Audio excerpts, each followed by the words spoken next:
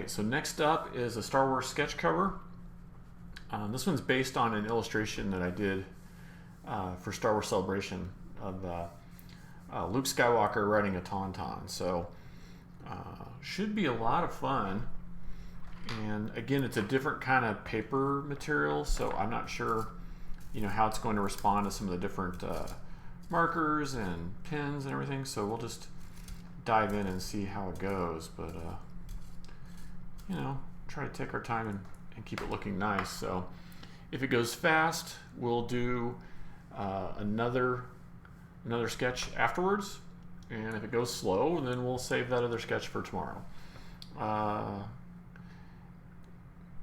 Let's see. Oh, yeah, it is really nice that the sounds are working. Finally, so much stress to get that stuff to work. Oh, thank you, Evan. Thank you. So, we'll just dive in and get going on this one. And because of this paper stock, I feel like I kind of overworked the blue line sketch, but the fur and stuff is so detailed that I didn't want to risk making any crazy mistakes. Is there a price difference for a cover? Yes. Yeah, the sketch covers are about double. And then, of course, this is more than just a bust. And in this instance, this person sourced and sent me the sketch cover that they wanted drawn. But yeah, I always charge more for these. Well, you'll see, they're a little more time consuming, and the way it kind of folds over on the edge is a little tricky. And the paper stock on the Marvel ones is usually pretty good. So we'll see how it does today. But some of the DC ones can get a little on the difficult side, we'll say. A little. Some of the cover papers will be like too slick, and some of them will be too absorbent and just kind of hard to work with. So, and I try to only do these for people who I know that are collectors, so that they don't end up on eBay and stuff. Nothing's more heartbreaking to spend a bunch of time drawing something for somebody and then seeing it go on eBay the next week for like triple the price or something. You're like, well, they never even cared about it, I don't really mind when it's the prints. I mean, I figure there's always people reselling that stuff, but on the sketches. Oh, thanks, Let's Do This. I think it will be fun. I think this will be a very fun one, yeah. Hey, it's got a Tauntaun, so the fun is built in. Anytime you get to draw a Star Wars creature, the fun is implied.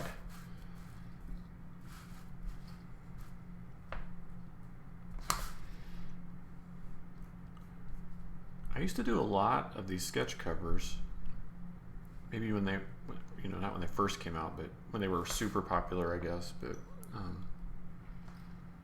I used to work on more of the comics, I think, that had sketch covers. So I still have like some weird ones, like some Scooby-Doos and some Archies and stuff like that. But I think all the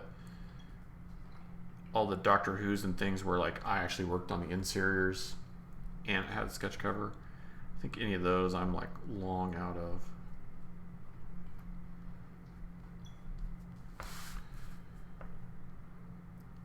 But when I was actually creating covers for the Doctor Who comic and doing coloring on the interiors, then I had quite a few of those that were quite popular. But, just take our time and try to make this Tauntaun look like super badass.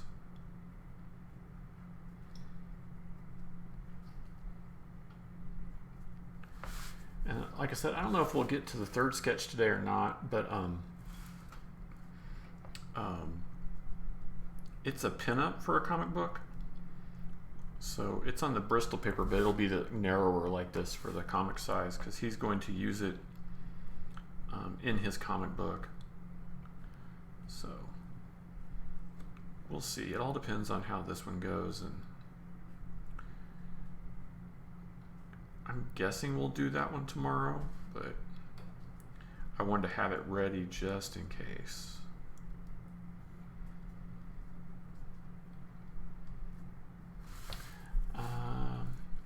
Let's see. Evan says, do you if they change the class program? I think you're trying to say, do you know? I believe they switched from the Google Hangouts based class at the Kubert School to whatever the actual like Google School thing is called.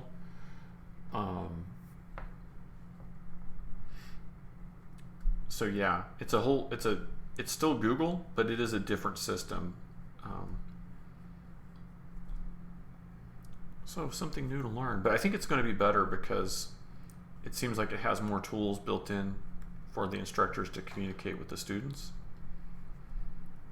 So I applaud the Kubert School for the minute this lockdown kind of happened, jumping in and saying, hey, we need to do something. We need to create some online classes quick. We need to get some industry pros to get in and teach them. And I think they're doing a really, really good job with that. Am I able to disclose the comic it's for? Yeah, let's do this. It's for a comic called Chi Force, and so it's an indie comic. And I've colored quite a few of the covers for them over the years. And then I met them, the creators, at a Minneapolis show I was at a couple of years ago. And so yeah, it's for Chi Force, so it's like a kung fu character, and he's pretty cool. And so they saw that I was doing the sketch commissions and said, hey, would you want to do one for us in your style that we could use as a pinup? And so I said, yeah, sure, no problem. So that should be fun.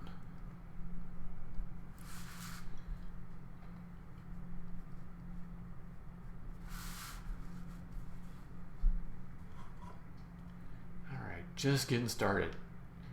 It's overwhelming. There's so much to do on this guy, but it'll be worth it. We'll just keep plugging away bit by bit, and next thing you know, it'll be looking really good. And I spent so much time on the blue line, I could probably ink right over it, but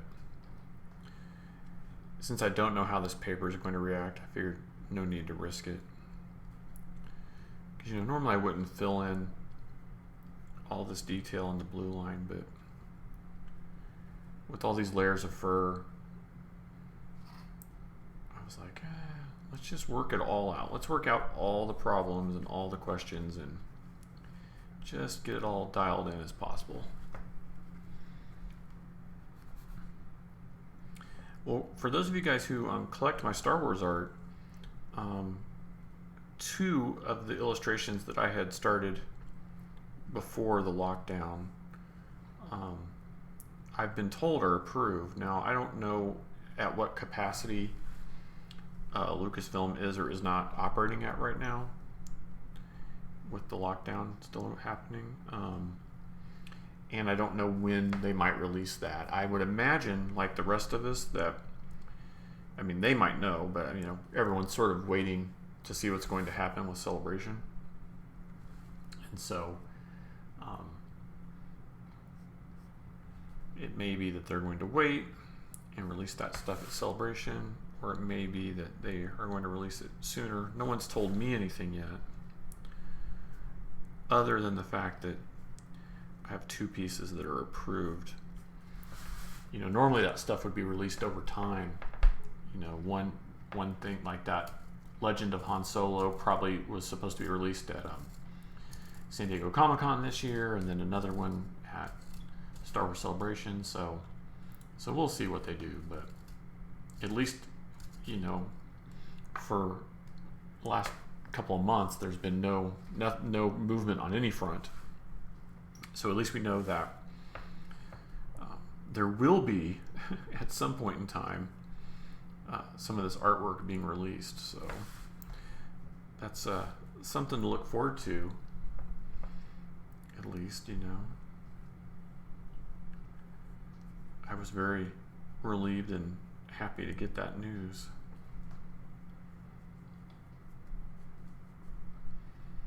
Now if we can just hear, you know, if there's going to be a Star Wars Celebration or not. So I could tell you if it was in Arizona, it would be happening, because as far as I could tell, very few people here are I don't want to say they're not practicing social distancing, but there's a lot of people who don't seem to be.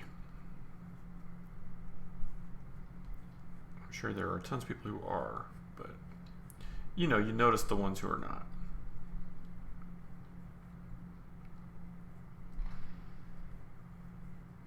But if they can find a safe way to do it, it would certainly be nice to have a Star Wars Celebration.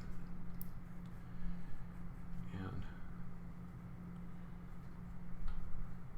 just anything to bring the fans together right now, you know. Or just bring people together in general. Would be nice.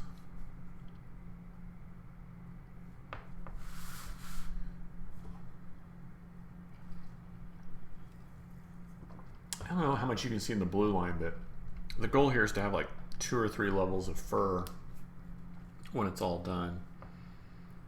So, and this new pencil sharpener that Christy picked up is pretty good, but I'll tell you, even with that, it's a little tricky trying to keep all this detail going in here for the fur. But I also feel like that's what will make the illustration, you know, like the fur needs to look good on the Tauntaun. It's kind of like when you're drawing people's hair, and if you rush it, it's gonna look like they have like the Barbie doll or the Ken doll hair, you know. It's like, we don't want that. We want this fur to be like living, you know, super organic. That's the goal anyway. Hey Quinch Press, thanks for looking up the He-Man info there. I'll be interested to see when and if that happens, especially with She-Ra ending, or already ended, I guess. I just haven't watched the final episode yet. But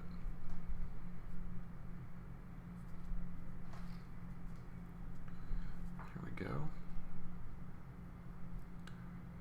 I got like the free trial of the HBO Max,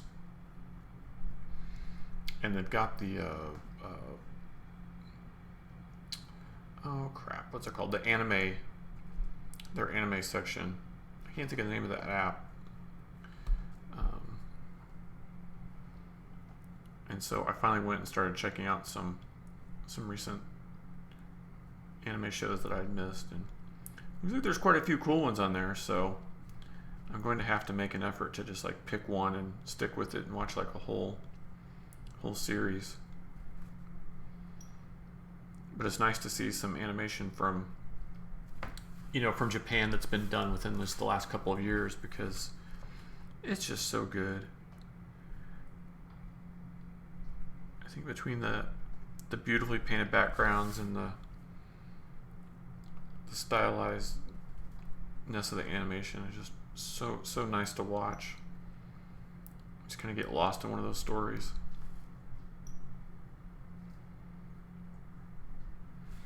And no, I don't remember the title of the one I was checking out, because it had some weird, bizarre Englishly translated title. So I'll have to watch a couple more, and then I'll be like, oh yeah, that's what it was called. But it was about like a gamer kid who dies. He gets hit by a car in the first episode, and he goes to the afterlife, and there's like a goddess, and she basically says that he's going to be reincarnated on this planet that's at war, and he can choose any weapon to take with him, and instead of choosing like a literal weapon, he chooses the goddess. And she's like laughing. She's like, that's not going to happen. And then like another higher goddess appears and like, your wish has been granted. And so they both get zapped away to this world that's at war. And wackiness ensues. So it was a good first episode. I'll definitely go back and watch more. It played with some of like the familiar gamer tropes, which was nice. All right, well, we're starting to get this Tauntaun worked out here.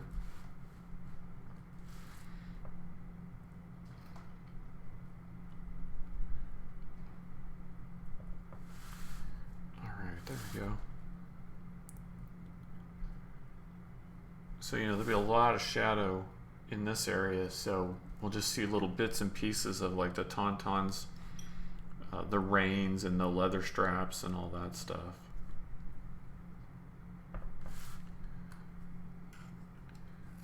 As they kind of come in and out of the shadows,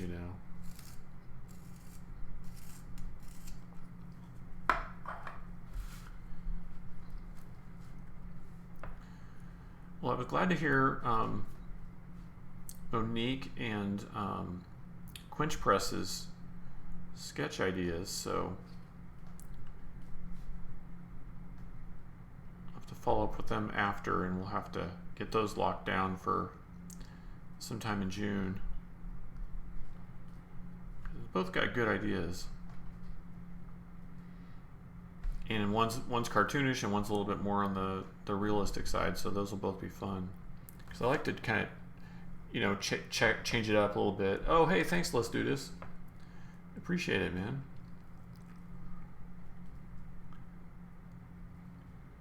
Thank you so much.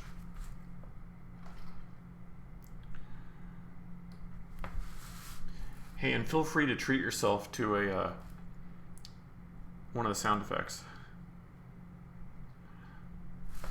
That'll keep it interesting. And you guys let me know, do you think on the sound alerts I should probably like turn the volume down to like 75%, and then we'll see how it sounds there.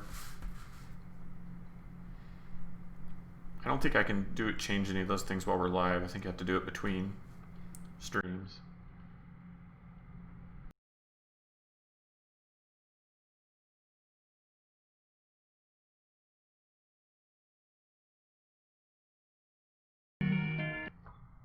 Well, that's appropriate for this week, I think.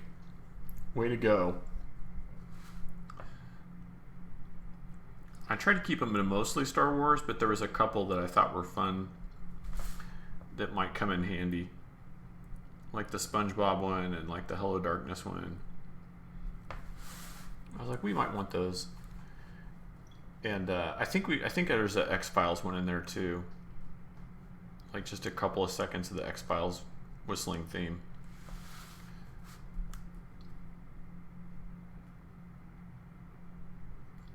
But otherwise, it's mostly Star Wars. Hey, Floor, good to see you on here. I'm liking your emote. That's a cute one. Is that a Batwoman, Floor? I can't quite tell, but it looks super cute.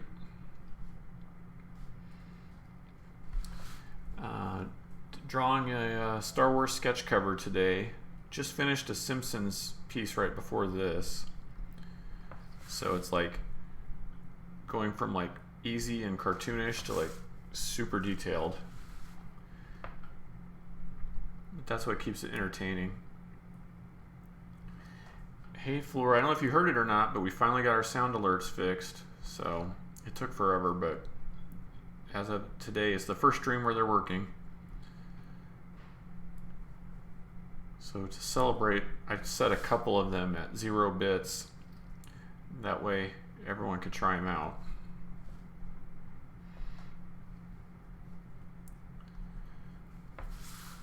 But definitely good to see you on here. Hope that you are having a good week and surviving. Oh, thanks for the host. Thank you so much, Florida Villainy. Really appreciate it. Thank you. Thanks, guys. So yeah, just drawing a little sketch cover today. Doing Luke Skywalker riding on a Tauntaun from Empire Strikes Back. So, you know, it takes a little bit of time, but it'll be worth it. The trick is just all the little crazy furry detail on the Tauntaun. So, but you guys know me. We'll rough it in the pencils, and then once we start inking it, it'll come together. I think I'll do, even though it's fine detail, I think I'll do most of the inking with the pen brush, because I seem to remember that working on these sketch covers much better than like the micron or the rapidograph pens. So we may have to bust that out for some of the little details. But I seem to remember on sketch covers that those pens kind of, it's almost like the ink sits on top of the paper wet and takes a while to dry. So we'll try the brush pen first. I used to do a ton of these sketch covers, but it's actually been a while, so we'll have to see how the paper responds, and then just kind of go from there. But I don't know if you're listening or not, Flora, but if so, let me know. Do you ever draw any of the sketch covers? I used to do a ton of them, but this is actually the first one I've had in a while, and so I was trying to remember how forgiving this paper stock is or isn't. I know when they first came out, you could not erase on them. You know, they were just like, no matter what kind of pencil or whatever you were using, it just would not, like whatever marks you put down, that was it. No, they may have changed paper stock since then, but those first ones were like totally unforgiving. They were just like, you just wanted to rip your hair out sometimes. But yeah, this one's going to be Luke Skywalker in his Hoth gear, and we're going to have like put the lightsaber on hanging off of his belt here. So it's going to be pretty cool. Just trying to keep this tip of this pencil like nice and sharp to get all these little details in here. I don't know if we'll be able to do that with the brush pen or not, so we may have to bust out the microns, but we'll try the brush pen first. But yeah, I hope everybody's having a good week and surviving all the turmoil that's been going on. You know, I took Tuesday off from sketching just so that I could, on my personal social media, you know, just try to boost the signal for protesters and Black Lives Matter and any of the charities that, you know, some of them are like for bail, things like that, because they need your attention more than I do. So, but back today, trying to shake off all the events of the week a little bit and focus up on the artwork and just hang out with you guys, you know? Hang out and talk about Star Wars and find out what you're up to. Now, I know that Monique is a good cook. And Monique, I want to tell you that Christy made a blueberry dessert. If you like blueberries, you might like this one. And it's like little pastry shells stuck down in like a cupcake pan or a muffin pan. And I think she puts like a little cinnamon and sugar on those and crisp them up in the oven. And then she makes this like blueberry compote stuff and puts that in the shells, and then a little dollop of yogurt on top. And I tell you, it is a fantastic dessert. The blueberries and the cinnamon, just the flavor is just so good.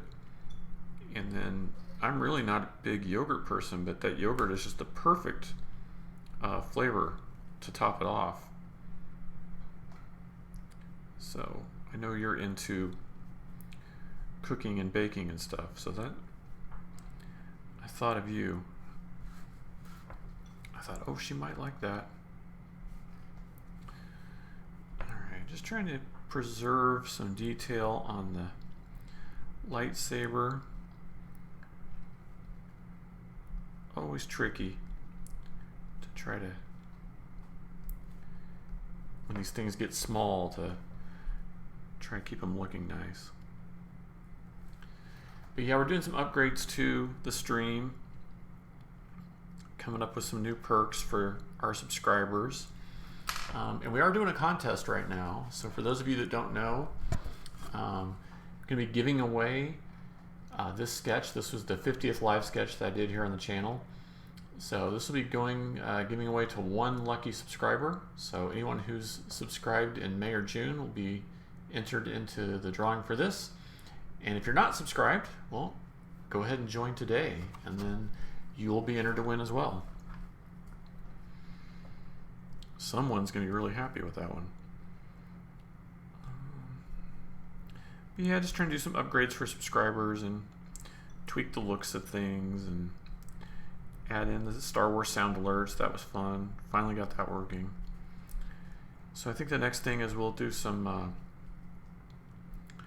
points redemption for some new emotes, and you know, maybe some other contests and things like that. Les Duda says, fingers crossed. And that's a cute emote too.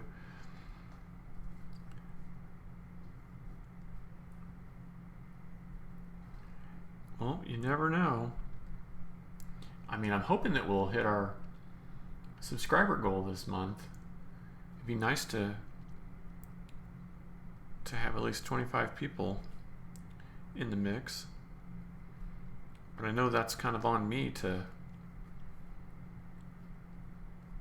find more followers and more subscribers. But much thanks to Fleur for hosting. That's awesome. Hopefully some of her fans will join us over here sometimes too. Love to have you. Oh, guys, we're getting close to having these pencils worked out. None too soon for me. I'm trying to keep this pencil sharp, but I keep snapping the tip off. But luckily, our new pencil sharpener is working really well. Much better than the old one. I think the old one was just wore out. I think those blades get wore out. I don't know. All right, well, there's our pencils roughed in. What do you think? Should I try to zoom in on this a little bit more?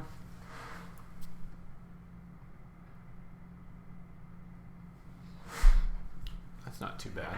See a little bit more detail there.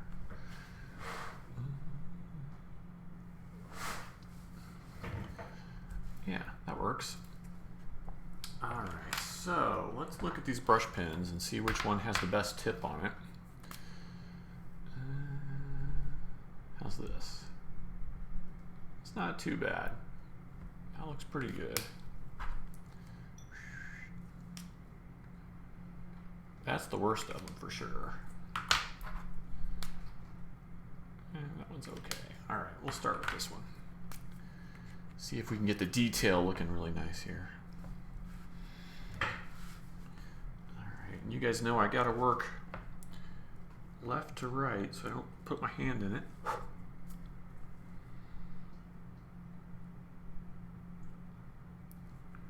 Just trying to keep these lines nice and smooth. It's really hard working on this edge because this is the edge that has the staple in it, and so the paper like folds around. Oh, I think we had a little flicker in the stream there.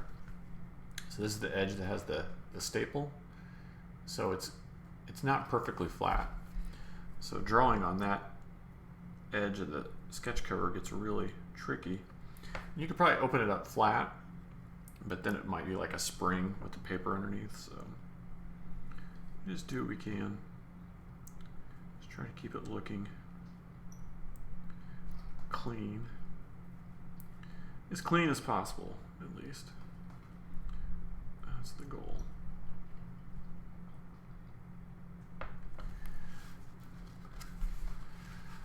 But yeah, you guys who are on, jump in. Tell me what's going on with you this week. We're a day behind our normal sketches, so I got to hear what you're up to, what you're watching, what you're eating. I got to live vicariously through you guys, I saw that the company who owns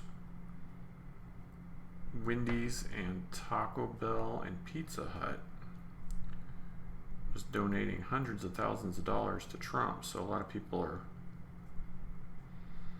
upset about that. I'm lucky that I don't really eat fast food anyway. I've had lots of struggles with my weight over the years, so that's one thing I try not to do.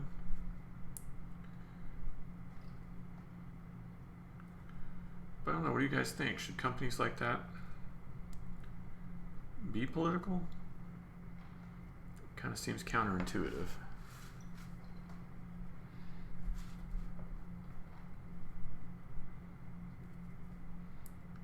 Let's see if we can get some fine line detail.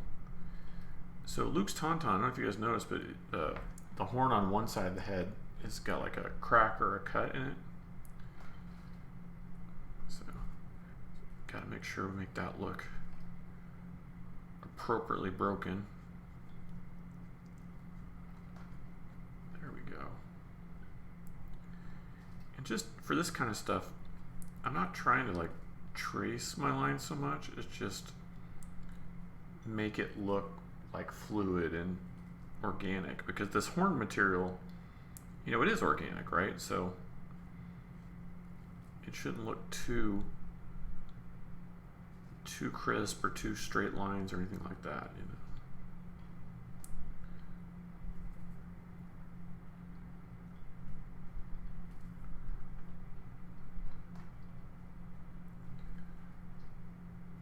Just trying to get just a tip of this brush pen to do a lot of the work on the fine detail areas.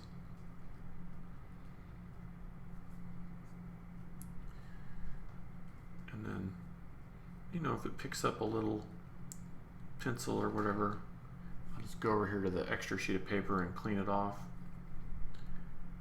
And I'll keep the brush tip clean and fresh.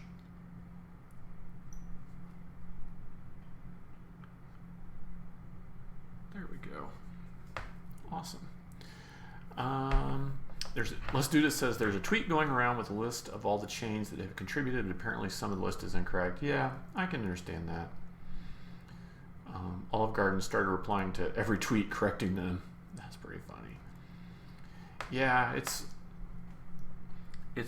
weird times, but I think that extreme acts prompt extreme response, and some politics are well, I don't use the word silly, but some things that are political are trivial is probably a better word, and other things that are political are deadly serious. And so when you see a response to a company or an individual about something trivial, it's sort of easy to laugh it off or to say, oh, they're crazy for having that response, or people need to get a life, or whatever. You hear all the things people say. But when it's something that's deadly serious, then you're going to get a more extreme response. And so I think those people that are telling those companies, look, if you're on the side of violence and murder, we're not going to support you. And they have, good for them for taking that stand. And I'm sure there's other people who think that they're silly for doing so, but it takes a lot more to stand up for to have the courage of your convictions than to do nothing. So Evan says, am I drawing tomorrow too? Yeah, that's the plan. Yeah. So the plan is to draw today and tomorrow. Next week, I'll have to check my calendar, but Christy, our anniversary is coming up, so I know there'll be probably one other Tuesday where I'm not live in the next week or two, but otherwise I'll be sticking to my Tuesday, Thursday schedule for the most part, and then occasionally filling in with a Friday bonus stream, and very rarely a Wednesday bonus stream, especially now that some of the comic book work is picking up again a little bit. It's really making this more challenging for me, so that's another reason I want to try a couple of nighttime streams and see what kind of turnout we can get.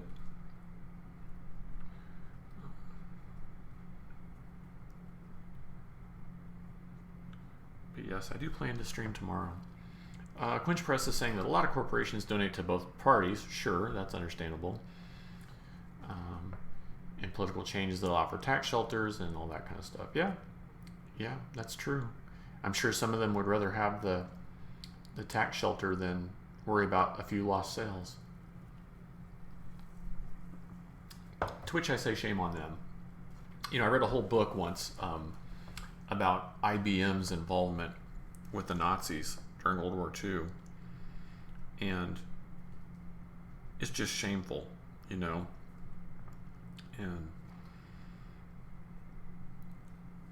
I think history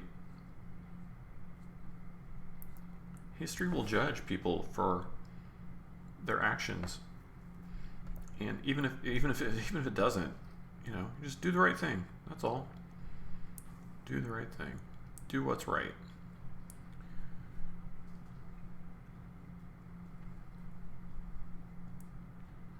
Be like, what would Master Yoda do?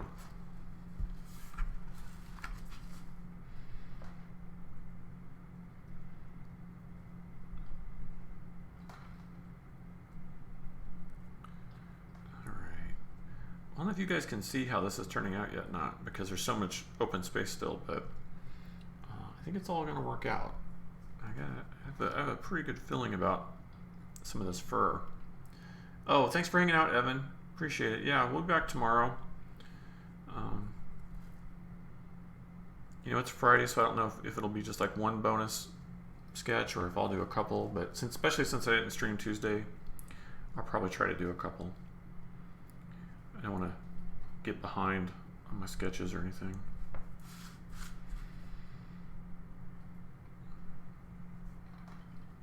Try to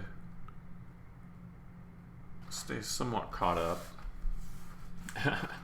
Hey PGC77, thank you for that, and thanks for the follow too. Yes, do or do not. There is no try. That is the truth, my friend. That is the truth. Well, today we're doing a sketch cover, so this one's a lot of fun. Just kind of got the rough pencils worked out. Now I'm going in and starting to lay down some of the inks for the fur of the Tauntaun using the brush pen.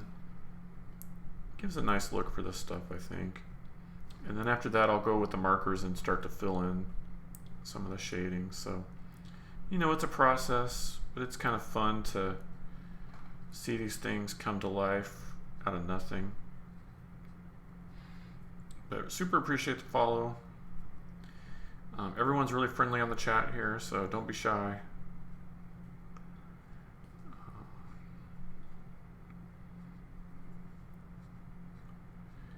And if you didn't hear, we're having a contest.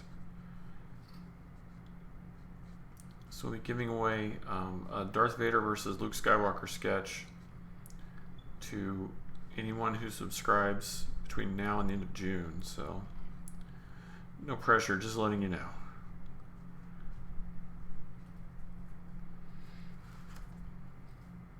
So yes, we are definitely having fun with the Tauntaun fur. Just trying to keep it looking fluffy and organic, and you can just imagine what it smells like, though. Thank goodness this isn't a scratch and sniff sketch cover. Oof, that'd be bad. That'd be like the worst selling comic of all time. PGC77 says, I do a ton of Star Wars art, so I gravitate towards other artists who do the same. Oh, thanks. Do I know who you are other than your username?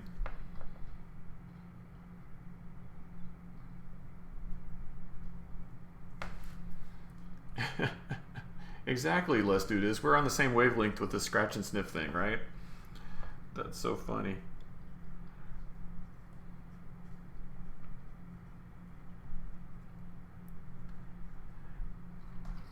Oh, thanks, Bazooka Joe X9. Appreciate that. You know, I kind of feel like we're just getting started, but I'm feeling pretty good about it. I think it'll turn out good. This one's based on an illustration I did for Star Wars Celebration last year, I think. Oh, PGC77 says I probably don't know you. Well, that's fine. I will check out. If you're on here, I will check out your channel as well. So I'm always interested in making new friends and meeting new artists, and I appreciate you dropping in and hanging out with us today. And thank you, Bazooka Joe. I really appreciate that. You know, I have fun drawing these, but I never know if it's really as entertaining to watch as I hope it is. Quinch Press says people would buy the Scratch and Sniff sketch cover just to see what it smelled like and how bad it was. Let's Do This says collect all the scents. That's pretty funny. I mean, we should talk to Brian Polito about that. He's the one always running like kick-ass Kickstarters for new comics and stuff. He could probably pull that off, right? Be like the scent of Lady Death.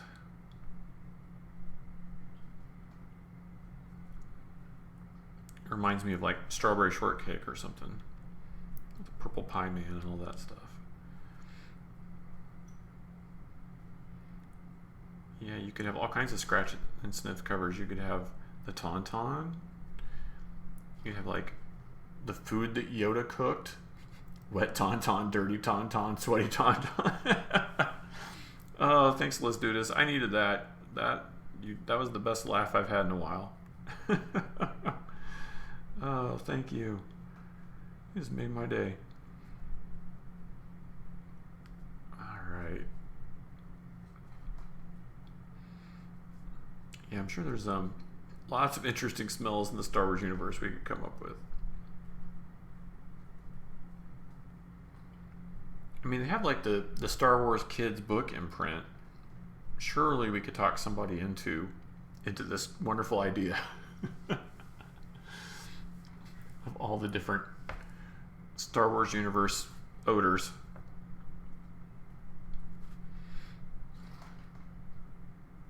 All right, I gotta remember to work from left to right, Brian, or you will end up dragging your hand through these inks and crying.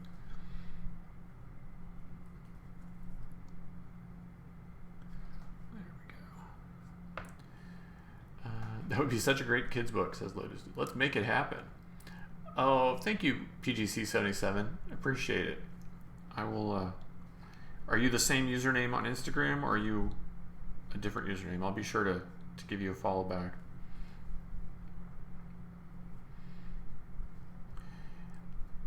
You know, Let's Do This. I was thinking that I know somebody at Lucasfilm Publishing. I know a couple people, but I know somebody pretty high up, but I don't think I could talk him into it.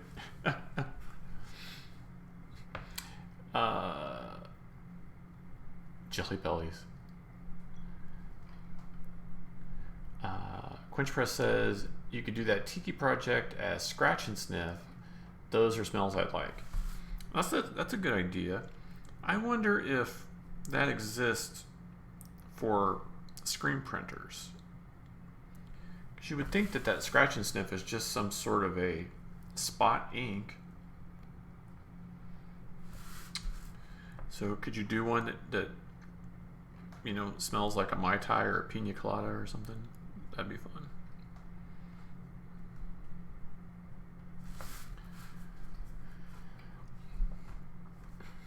Yeah, that Tiki project. I have to tell you, Quench Press, I'm probably overly excited by that, but it's something I've wanted to do for a while. So like I said, I put some time into it last couple of days. A lot of it was just research, but actually started working out some of it today, and so hopefully, maybe like over the weekend I can get some of it roughed in, and I'll shoot something your way for some feedback. All right, this is gonna be a really thin line, thinner than I can see. There we go. Let's Do This says, you need someone who understands this project, a visionary of smells and olfactory. I love it.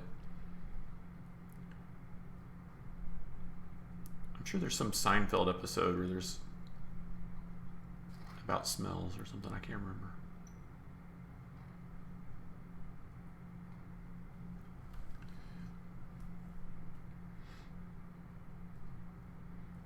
That's like one of those jobs like ice cream taster, you're like, who has that job really? Who's the person in charge of smells?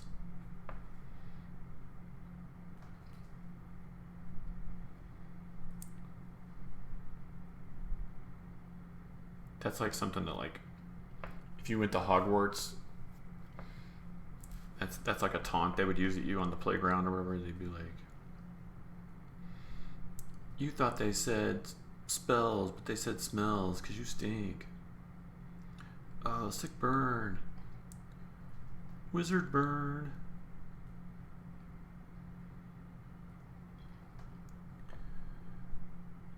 Prentice sent, scratchoffpress.com, and a few others. Oh, okay. Well, you're on the ball there, Quench Press.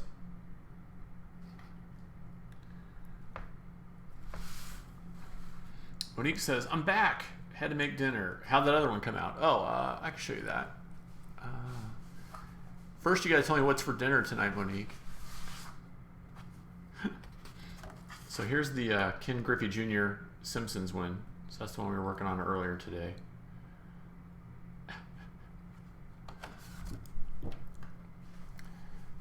Let's Do This says, that's awesome. There's a whole library of fragrance.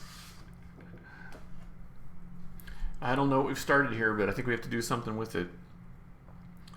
So Monique, we were jokingly talking about scratch and sniff sketch covers and how bad this one would smell if there was such a thing. And that's just led us down an entirely dark path of different Star Wars themed scratch and sniff projects that we could create. I'm sure you can imagine the weirdness.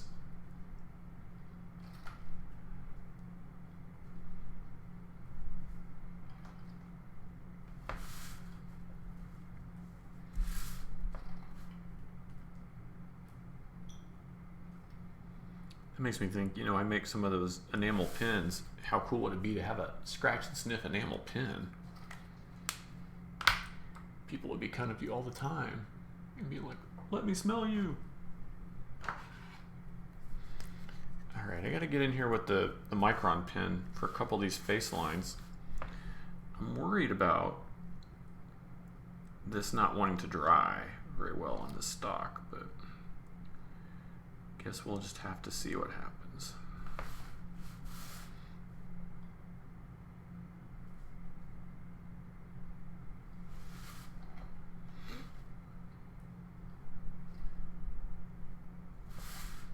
All right, and in here.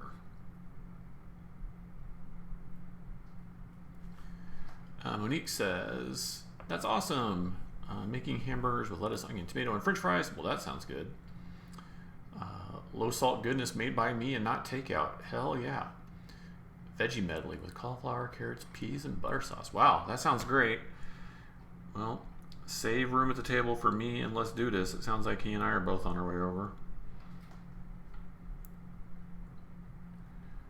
Christy is going to make Mexican chicken and dumplings tonight. And she usually makes it really spicy, so it should be good.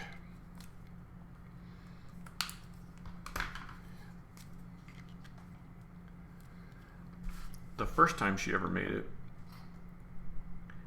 I think the recipe calls for, you know, X amount of a certain type of peppers. And it was a canned pepper, not a fresh pepper. And she either intentionally or accidentally, I don't remember which, put in the entire can. And we both got like 3 or 4 bites into it, and we were just like, whoa. You try to make something quick so you can get back. Oh, that was sweet. Thank you, Monique. Thank you. PGC77 says, I bet that bread that Ray makes in The Force Awakens smells fantastic. Oh, see, that's a good idea. That would be good for a scratch and sniff. You get 1/4 portion. That's. I wish we had that sound alert. That would be a good one. Quinch Press says, I had fresh sourdough delivered from Chef Emile this morning. You made me hungry. I'm going to have to get some. Let's Do This says, Princesscent has the fresh bread smell. Oh, well. I feel like there's a clandestine project in our future, guys. I mean, I always say we're full of good ideas here, but we may have just stumbled onto the greatest idea. The greatest idea that only we can appreciate.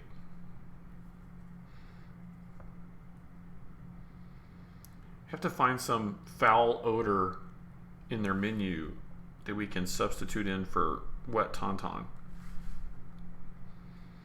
Like maybe they have a garbage bag or a dirty gym sock or roadkill, something.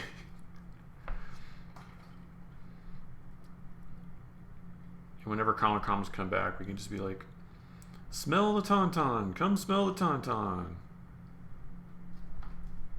Only 2 bits.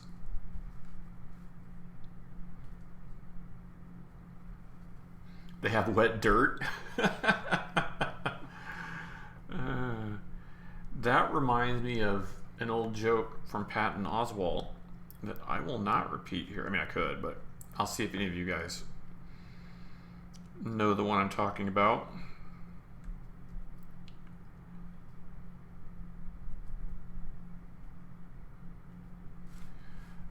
Let's Do This says, Lucasfilm Publishing, in conjunction with Octopolis, presents Star Wars. What an incredible smell you've discovered.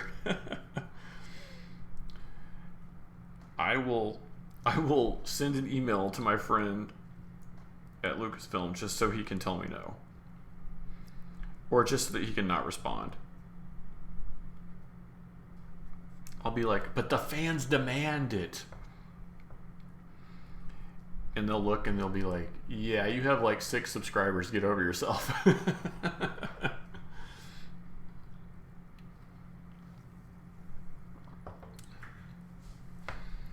like, no, it's fan demand, pure and simple. If you make it, they will smell it or something.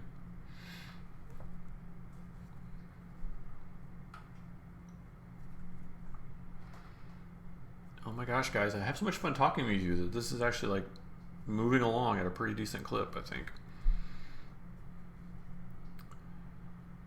Because you know how it goes. Once we get these ink outlines done, then we can fill it in with black. It usually goes a little bit more quickly.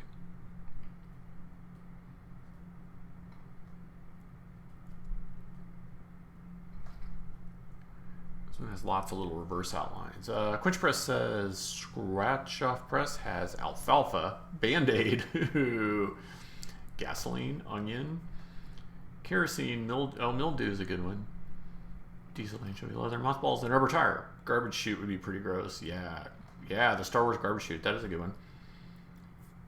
Kerosene for C-3PO's oil bath. Good job, Let's Do This. Oh, we can mix some of those. There you go. Yeah. Make the scratch area long, but have like 2 or 3 of them in there, so you just get like a waft of different smells. That would be good. You guys are so full of good ideas.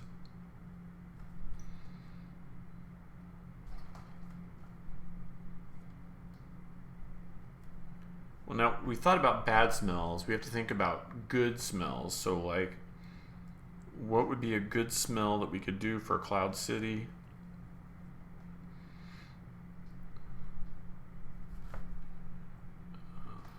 Trying to think of some other ones. Monique says, how hot is it out there today? And Fleur just says, it's hot. 111, is that what it is today? Yeah, I'm not surprised. Seems like now through August, it's just going to be like, 110 to 115 every day.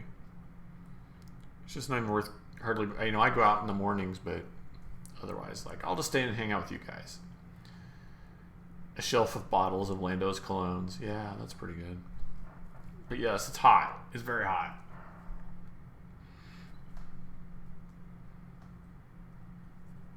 I was on somebody else's stream and they were complaining about it being like 80 degrees where they are or something. I was like, no. That day it was like 114 here. They're like Fahrenheit? I'm like, yeah.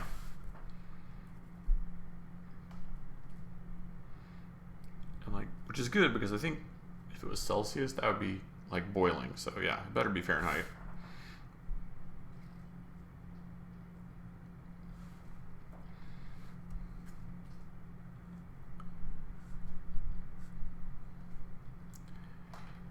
Yeah, you could do like the dinner that Vader was going to serve Han and Leia in Cloud City. You have all the scratch and sniff scents for those. Ooh, what do the Ugnaughts smell like? Yoda's toenails. Good one, PGC. Ugnaught bathwater. Monique says it's only 82 here, but that's enough for me. Well, it's steamier where you are too, right? More humidity. Oh, you got your new air conditioner, but it hasn't cooled the whole house yet. Yeah, that's sad. My neighbors, they like to hang a curtain in one of the rooms in their house that they don't use so that it cools off the rest of the house more quickly. I thought that was a good idea. I was like, oh, look how smart you are.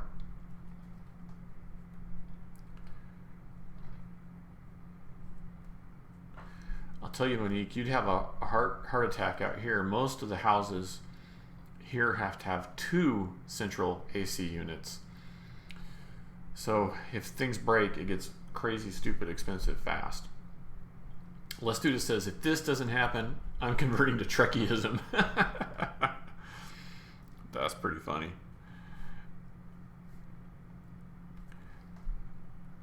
Well, if it doesn't happen, it won't be for a lack of trying. It'll be because someone at Lucasfilm were like, you're crazy. They're like, our brand is more valuable than your sick sense of humor.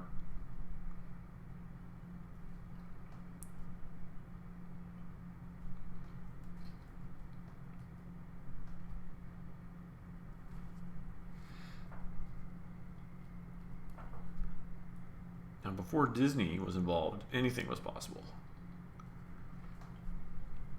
You just needed one person to think it was a good idea back then. Monique says, I would never be able to leave the house if it was that hot. Yeah.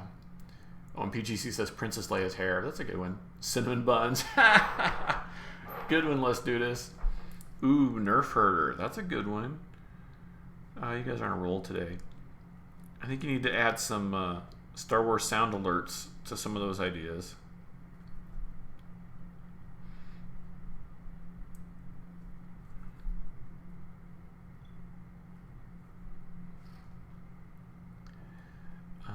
It would be like the quarantine all over again. Yeah, Monique, you're totally right. Like, what I always tell people is like June through August, you just don't want to leave the house during the daytime here. But the rest of the year is so beautiful that it sort of makes up for it. Plus, it's only like a 2-hour drive up to the mountains where it's like 20 degrees cooler, or sometimes a lot more than that. So people can get away to go like camping and stay in cabins and stuff like that.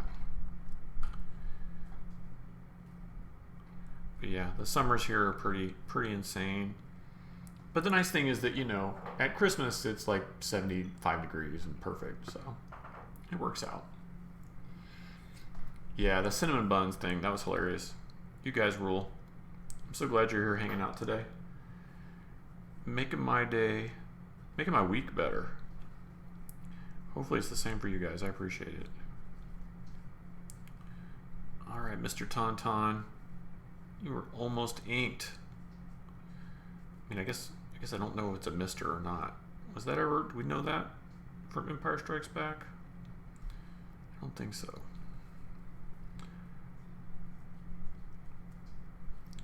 I don't remember. Does Luke call him fella at some point? Or girl? I used to know, but I can't remember. Almost. Steady girl, there you go. Good, you got such a good memory for that stuff, Quench Press. Monique says, I would die. I'm like weak sauce. You know, the thing about living out here in Arizona is that it takes about 3 years to acclimate. And then after that third year, you just become so wimpy to the cold that it's like the opposite of what you're dealing with right now, because like I just can't imagine even having to deal with winter or snow or anything like that, or ice on a regular basis. All right, let's get this old sheet out and try to very daintily ink this line. Look at that perfection. Yes. That's how you do it. All right, what else do I want on my black inks before I start shading this? Maybe just a few little wispy details. Now the next thing is we're gonna have to figure out how good this ink dries on here. Oh, thank you, PGC. Hey, thanks for hanging out with us. Yeah, definitely come back and hang out, and if you decide to stream, we'll check you out too. So I'll be drawing again tomorrow about the same time, like 1 to 3. But thank you so much for hanging out. Have a good day. Alright, anywhere else on here? So I guess once we start putting in the black markers, we'll have to see how this stuff dries on here compared to the Bristol paper. Hopefully it does nicely. Doesn't get all streaky. I guess if it gets streaky, what we can do is we can swap to the other sketch and then work on this one some more tomorrow. So we'll see what happens. We won't worry about it yet. I think Luke's face is looking pretty good. That stuff's all right.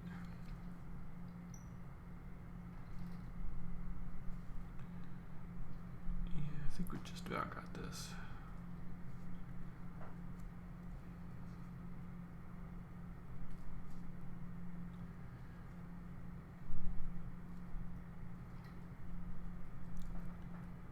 All right. We'll move on to the black markers then.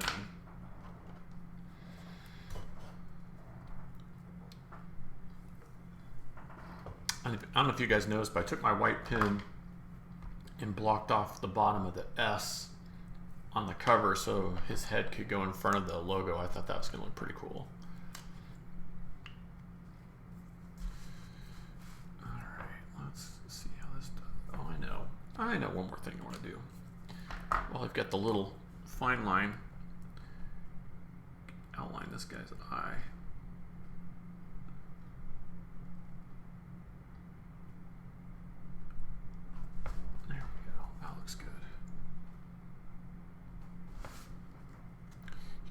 You can almost hear him, or hear her making her little sounds, little tauntaun noises. It's like a mix between a duck quacking and a goat. I don't know. It's a weird sound. Dun, dun, dun, dun. Go, tauntaun, go.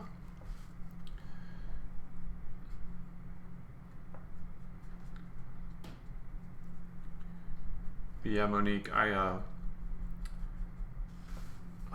It was at Star Wars Celebration in Chicago, and it snowed our first day, while we had to move all of our art and gear and stuff inside, it was like snow and sleet and windy and cold, and it'd been so long since I'd had to deal with any weather like that. I was like totally did not have the right clothing for that, even though I thought I did. It was totally unprepared. It was like, I cannot do winter, because you just become such a wimp to the cold from living in the desert that, you know, anything under like 80 starts to feel like you're like, oh, I could use a sweater. Especially here, they'll have the air conditioning cranked up at most of the places you go. So it'll be like 110, 115 outside, and it'll be like 64 when you go into the place. And that's just such a drastic change of temperature, you know, that your body's like, what happened?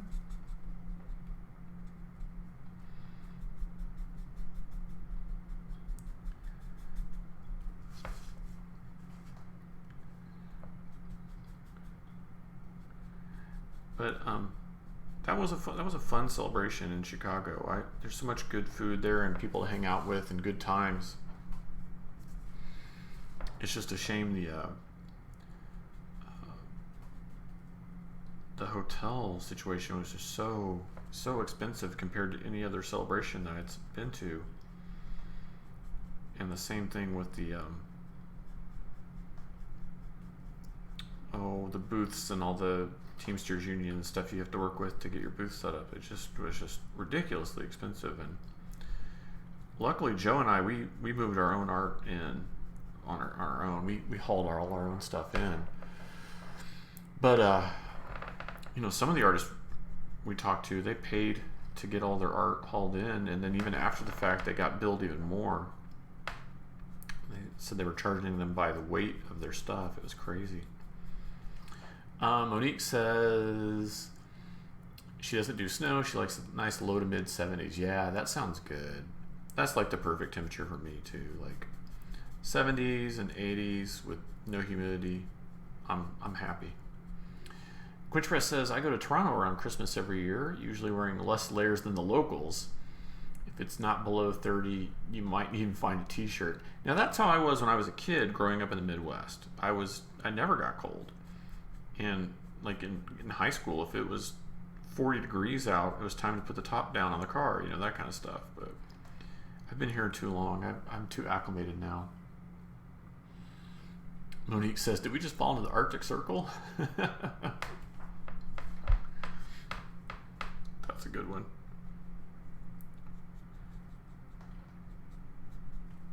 But yeah, you know, when we would take students over to the Mideast for archaeological digs and stuff, most of them are coming out of the Midwest. Most of the students, not all of them, but most of them. And they get over in the heat and humidity, and they just melt. Meanwhile, Christy and I are like, this is fine. Everything's fine.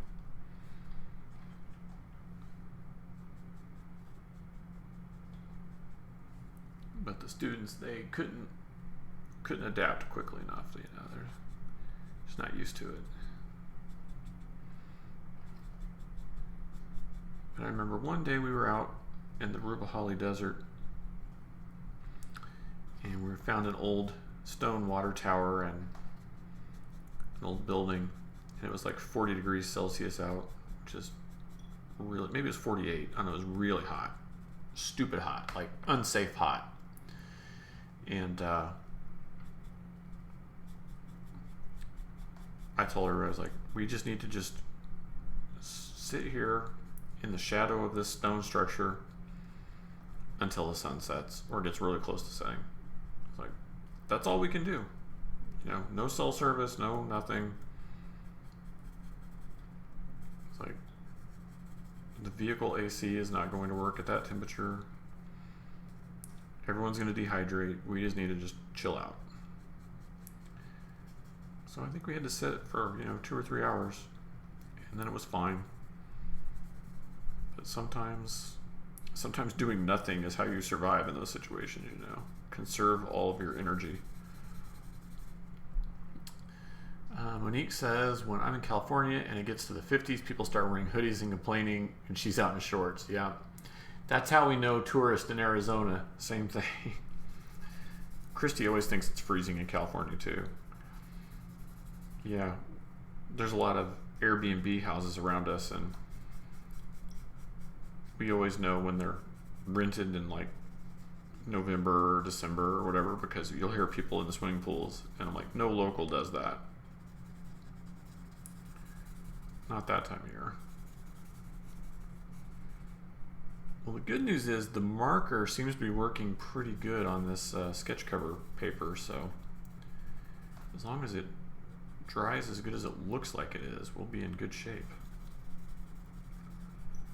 And I'll just have to figure out what shade percentage I want to use for the next level of shading here.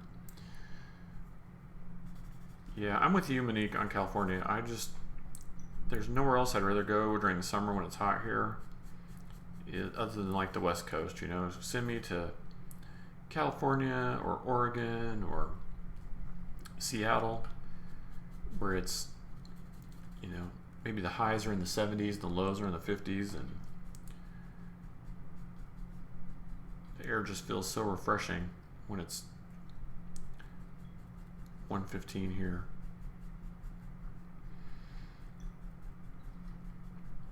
One year I rode a motorcycle to San Diego Comic-Con in July, and I remember going through Yuma, Arizona, and my legs were just roasting from the heat coming off the engine, and I saw 2 state troopers pulled over with steam coming out from underneath the hood of their cars.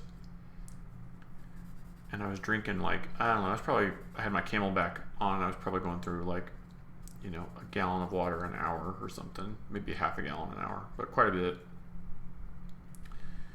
I remember my thermometer was reading that it was like 123 outside. And then I later learned that thermometer maxed out at 123, so who knows how hot it really was. But luckily it was just through the Yuma area, and it was only hot like that for a short amount of time.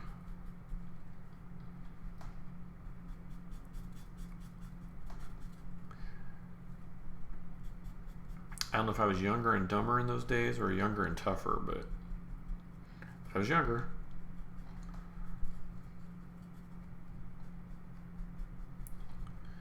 Alright, well, hopefully you guys are starting to see how this fur is going to work on the Tauntaun now. You know, I really worked it out in the blue line because I wanted it to be just right. But even then, until you get it into that like black and white phase, it's just hard to know how it's going to work out. So, Monique, is there a part of California that you like to visit the most?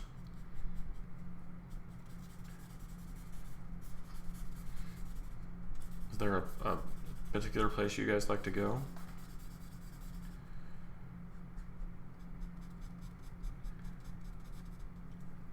I remember when I first started going to San Diego Comic-Con, it was before downtown San Diego had any sort of like revitalization, and I remember telling Christy, I was like, oh my gosh, if we only had a couple of nickels to rub together, we should buy property downtown San Diego, because we lived in downtown Kansas City back then, so we were sort of already used to like downtown life, and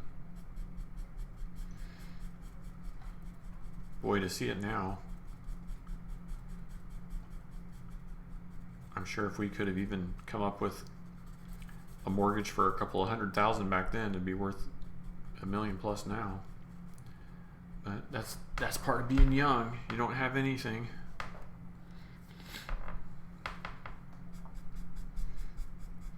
I still don't think I could get a mortgage to live anywhere in California. That's the artist life for you right there. The banker says, what do you do? Get out. It's like they just point. It's like, get out of my bank. It's like in Star Wars, like, we don't serve your kind here. Artist scum.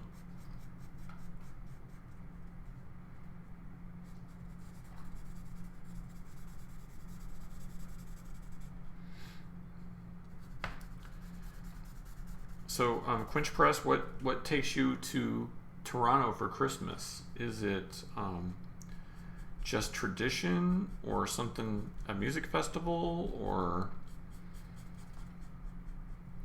I know you usually have a plan when you travel, so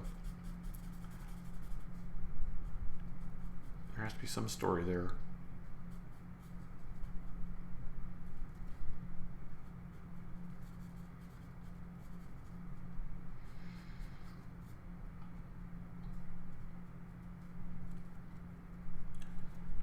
What do we think? Is he starting to look like a Tauntaun? I think he's starting to look like a Tauntaun. The other thing that's hard about these sketch covers is trying to draw all the way out to the edge of the paper. It's kind of a pain. But we're making it happen today for all the Star Wars. Doing it for the Star Wars.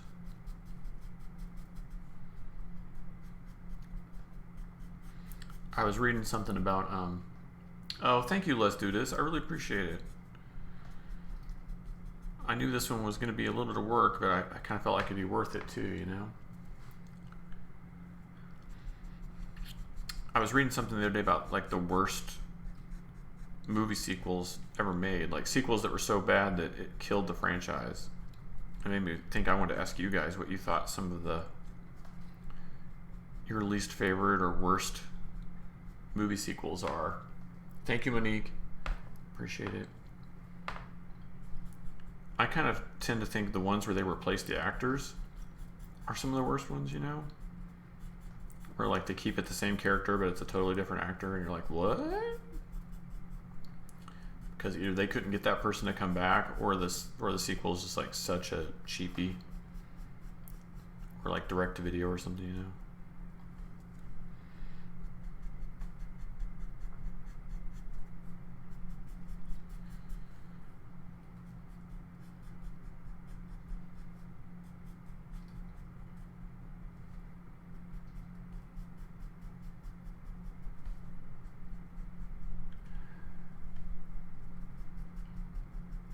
Or like sometimes when they, instead of doing a sequel, they do like a TV series with totally different people, and you're like, that's nothing like this movie. How did that get made?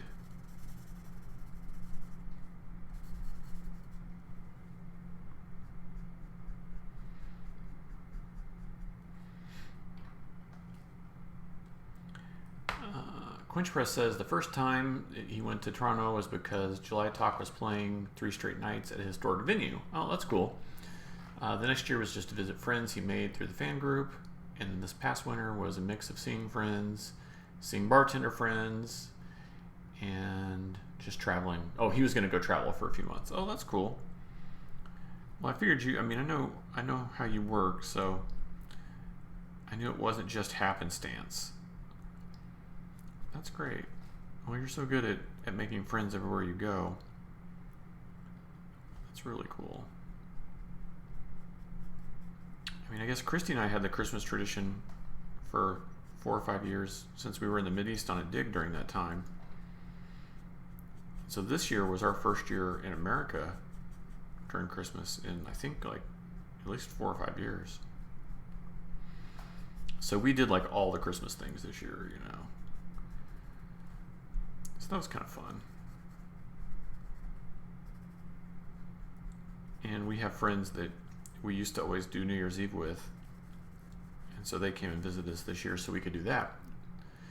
Monique says, hey, you asked for some good news. The client finally put an end to the weekly Rona report they were having me do. So that's great news. I hated that thing. Was that like a PR or like a scientific or...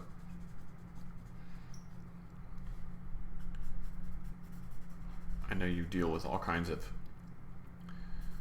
people. Toronto is July Talk's home. 3 of my 5 trips to Toronto have been for their concerts. Oh, that's cool. That's cool that they play local venues, and it's also cool that the local venues want them. You know, because it seems like a lot of times, whether you're an artist or a musician or a stand-up comedian or whatever, the hometown crowd's always like the one that doesn't appreciate you, you know? So the fact that they're appreciated there is really cool.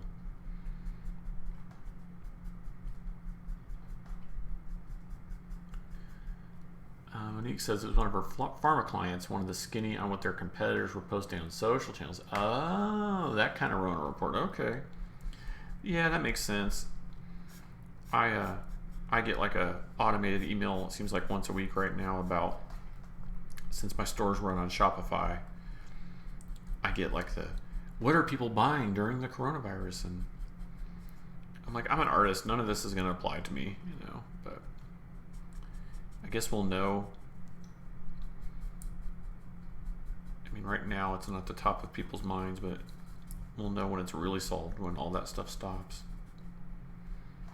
That's interesting, though, that they were monitoring what their competitors were doing.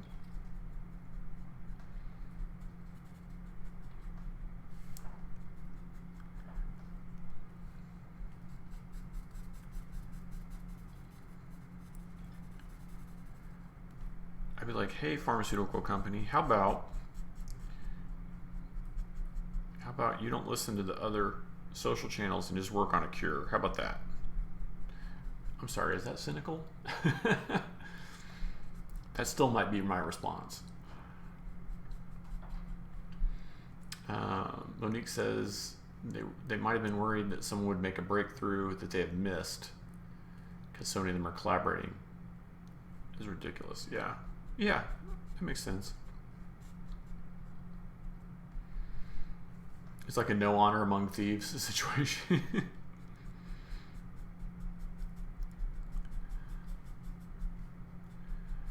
Oh, guys, we just about got the black inks done here.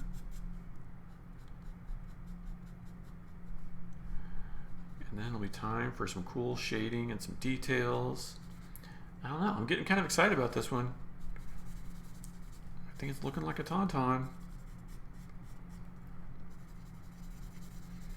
I never worry about making Hoth Luke look like Luke, because if you watch the movie, you know, he had just had plastic surgery right before that anyway, and to reconstruct his face, and even without the goggles, with all that headgear on, you're like, that's Luke Skywalker? So I'm just like, put the goggles down, give him a lightsaber, we know it's Luke. Hey guys, I'm gonna grab a refill, so give me just 1 minute, and I'll come right back and we'll get started on all the details and stuff. So I'll see you in 1 minute.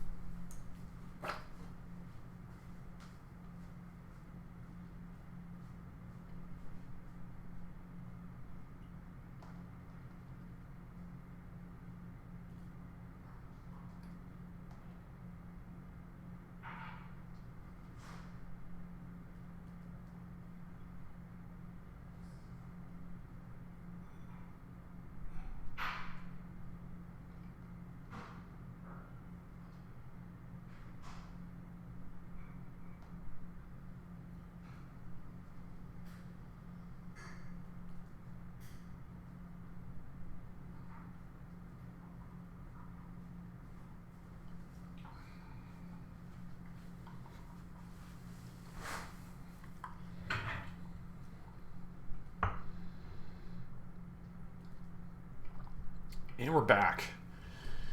I actually got an ice cube this time. Oh, gotta beat the heat. Speaking of Hamel's plastic surgery, did I ever get to watch Corvette Summer? No, not yet. But you told me that it's available for rent on Hulu, so I think when Christy does some night tennis, I will do that. Hey, good to see you back here again, Floor. Woo! All right, so we need to do some shading on this guy. I'm thinking 50 or 40% gray for the Tauntaun. So let's see. Let's see what feels right.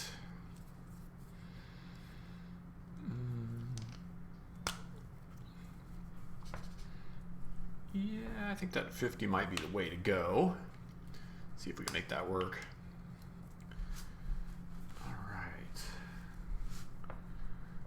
We'll just get in here and just try to add some little details to our Tauntaun, make him look cool.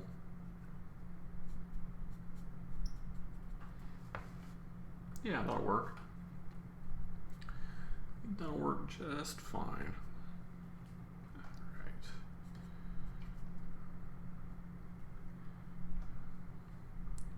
You know, you can only go so detailed with these markers. I can tell right now this paper stock, the marker bleeds onto it a little bit more than the Bristol paper that I normally use. So I will definitely have to be a little careful about that. But it does seem to dry fairly well on here, so that's beneficial. That helps.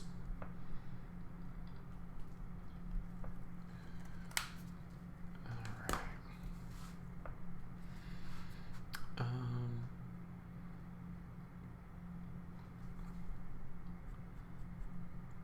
Hey, Quench Press, what was your answer about what type of music? That didn't make sense to me, so.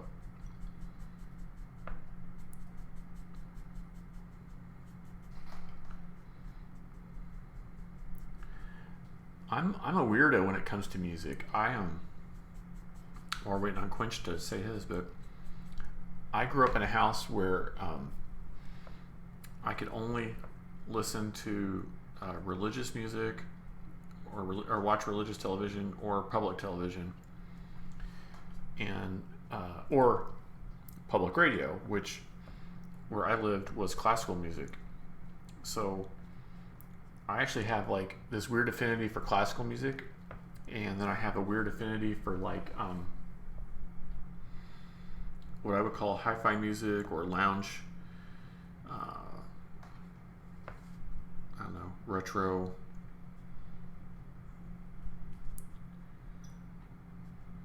Kind of stuff, and because there's no lyrics, so I could listen to it, you know. But then when my parents split up and I got into high school and I could listen to whatever I want, then I started getting into like the alternative music. And so even now I think like I listen to a lot of the alternative stations on like Apple Music or Sirius XM or whatever. But I think I've got pretty eclectic, weird taste, I think. I'm not really into too much mainstream stuff, but Christy listens to like all the mainstream hip hop and pop and everything, so I know a lot of it, but I didn't really hear much of that stuff until like high school, college years.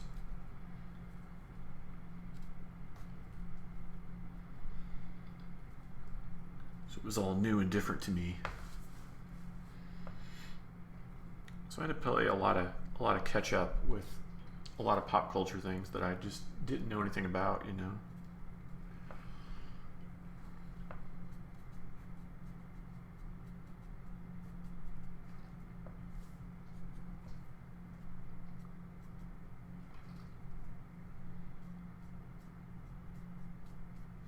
Go, go, Mr. Tauntaun. Quench Press must have took a break. Maybe he went to research some of the music so he could tell us what he likes. How about you, Monique? What's your jams? Trust me, I listen to all kinds of crazy stuff, so I don't judge.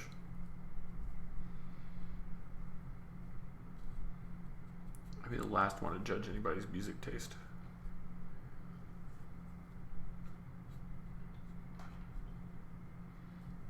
Christy's famous saying is always like, I don't know what song this is. No matter what it is I'm listening to. She's like, I don't know what this is.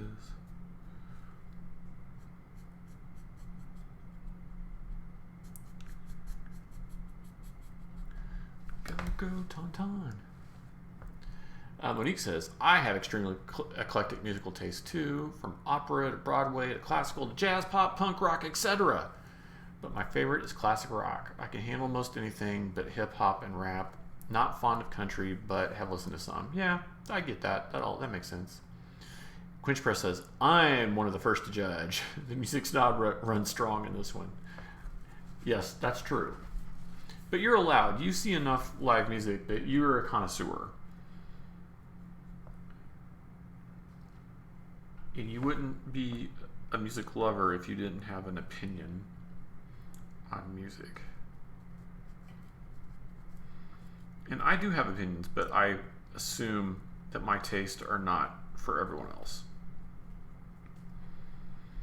There was a series of CDs called Ultra Lounge years ago that have a lot of like space age bachelor pad type music and stuff from the 50s and 60s hi-fi era, and that is actually what led me into a lot of the tiki music, the tiki era, like jazz music and stuff. So it's kind of funny how everything can connect around. So oftentimes if I'm at like a tiki joint, tiki bar or something, like not only will I know the soundtrack, but I like own most of it.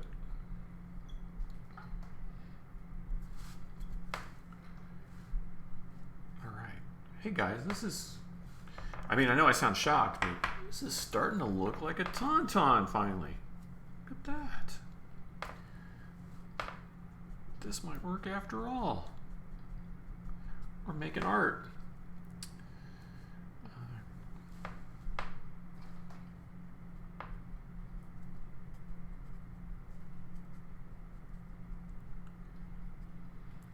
I remember the first time I heard Esquivel, who's like a famous hi-fi musician. He was one of the first to really experiment with crazy stereo stuff. Like he would have two orchestras, one in each building, and record the right and left channels separately and then mix them and later. He would do crazy stuff like that just to see what kind of effects he could get. And when we moved out here to Arizona, I found out that he played like his last concert before he died in Sun City, Arizona, just like a year or two before we moved out here. I was like, wow, how crazy is that? His music was so misunderstood that it was actually used in like Tom and Jerry cartoons as sound effects and stuff later on in his life. But luckily, he was rediscovered in the late 90s, and a lot of his recordings were saved and re-released. So, and I think only recently have they finally showed up on Apple Music. For a long time I could only get them through Amazon. Amazon used to have that service. I don't remember what it was called, but Amazon had the thing where if you bought the physical CD from them, then you got the digital download. And so for a long time that was the only way I could get them.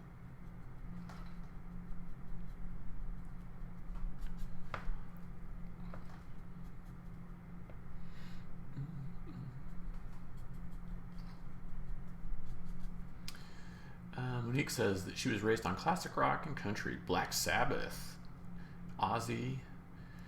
Grandmother also played Andrew's Sisters and Kenny Rogers. Oh, that was nice. Your kids were into Backstreet Boys and NSYNC, Green Day, Matchbox 20. Oh yeah, all the like 90s stuff, yeah. So you span a broad range of eras. Oh, you were a DJ at your college station. That's so cool. Oh, that's awesome. That's amazing. I love that.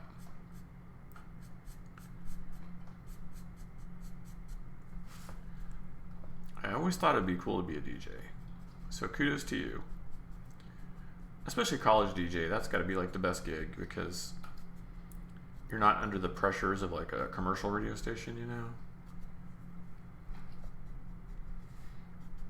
And it's your college years, so hopefully that's some wild times mixed in there too.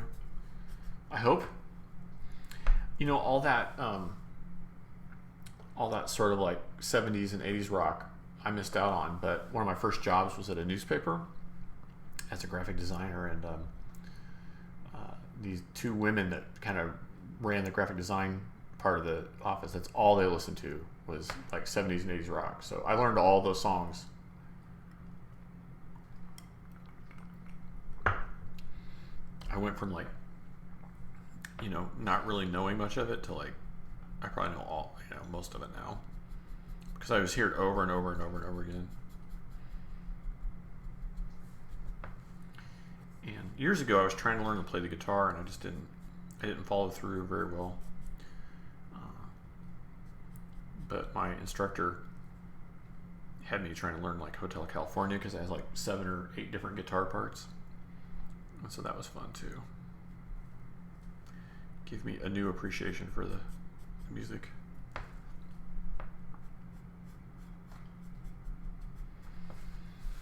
All right. Woof. Tauntaun. Quinch Press says Matchbox 20 makes me want to poke sharp objects in my eardrums. One of my least favorite bands of all time. Speaking of being judgy. Well, I'm trying to think of the time frame there because we had the grunge era in the 90s, but then it started to transition into some of that more pop,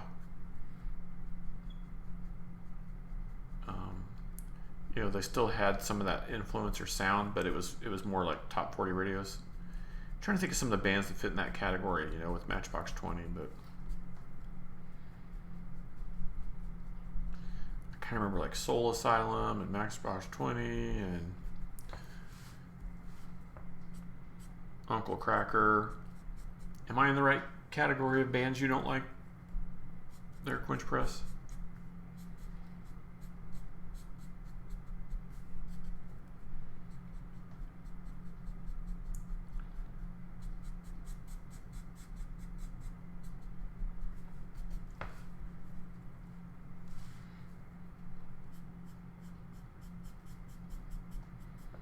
Oh, we're Tauntaun now, people.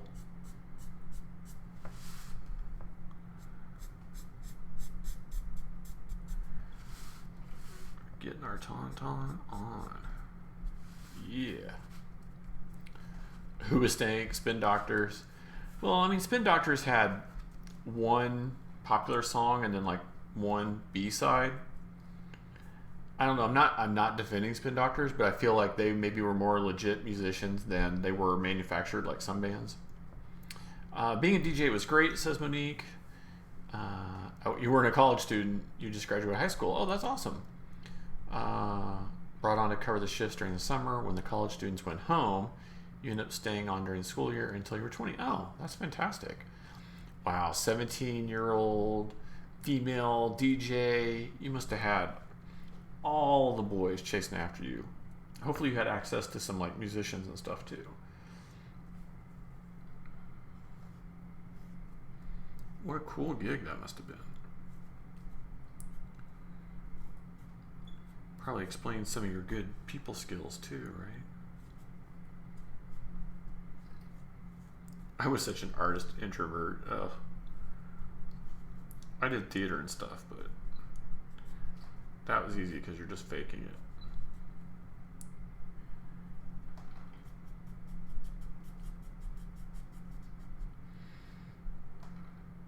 Monique says, oh, she dated a guitar player. And Quinch Press always wanted to be a DJ. I mean, I think all of us always want to be a DJ, right? Yeah. Monique says she wished she learned to play guitar instead of dating someone who did. You know what? I will say this.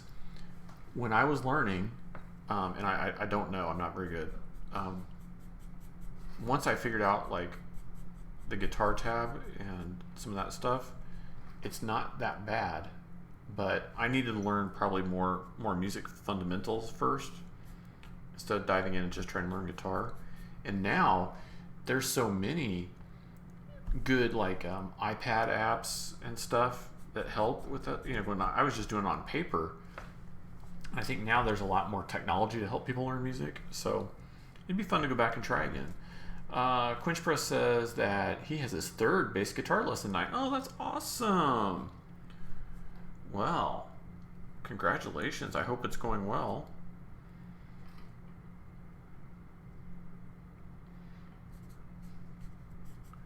So are you going to go from groupie to rock star, Quinch Press? Les Dudas says, what kind of bass do you have?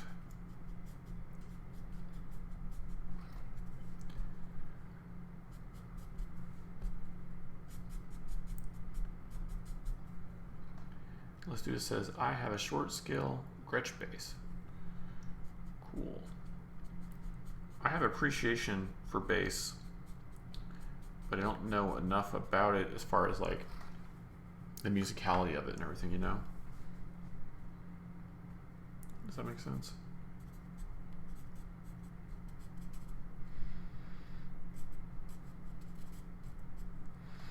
Like, I can hear the bass line in the song, but it's hard for me to you know, I hear all the music, and it's hard for me to drill down and catch exactly what the bass is contributing all the time, unless it's kind of like the focal point.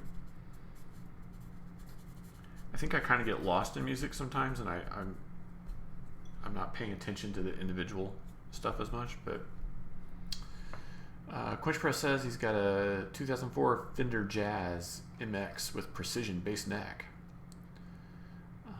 Monique says she just started the System 12 program by Ryan Roxy. It's new off Kickstarter. She's been beta testing it. Learn to play for what it's worth by Buffalo Springfield. Oh, that's cool. Awesome. Look at all you guys with your great music. That's fantastic. Fantastic.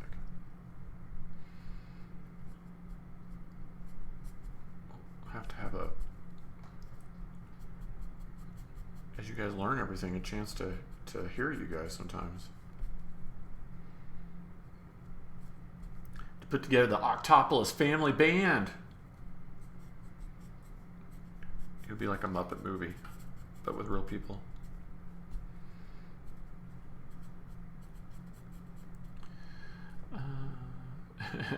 The Octopolis 8-piece band. That's perfect. Well done. Let's do this.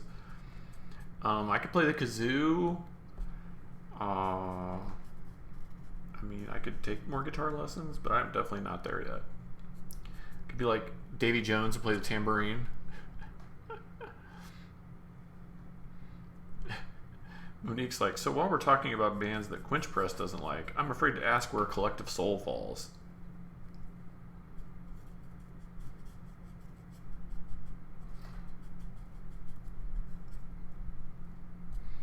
Silence. It's like we're all dead to Quench Press now. We've revealed our foibles. Oh, thank you, Let's Do This. I know it's weird how it's this sort of additive process where it just doesn't look like anything. I see this stuff in my head and I try to block it out. My wife always says that I do all this stuff backwards.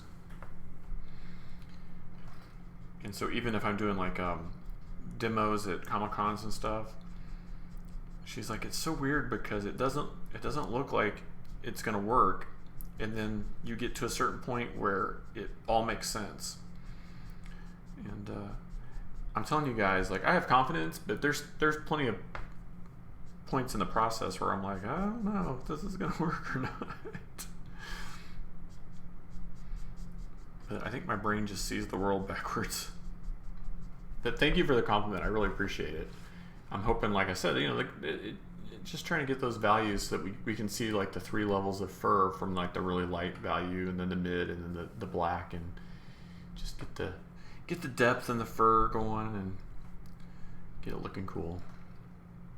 Sorry, I'm not very good at taking compliments, am I? I do appreciate it. Thank you.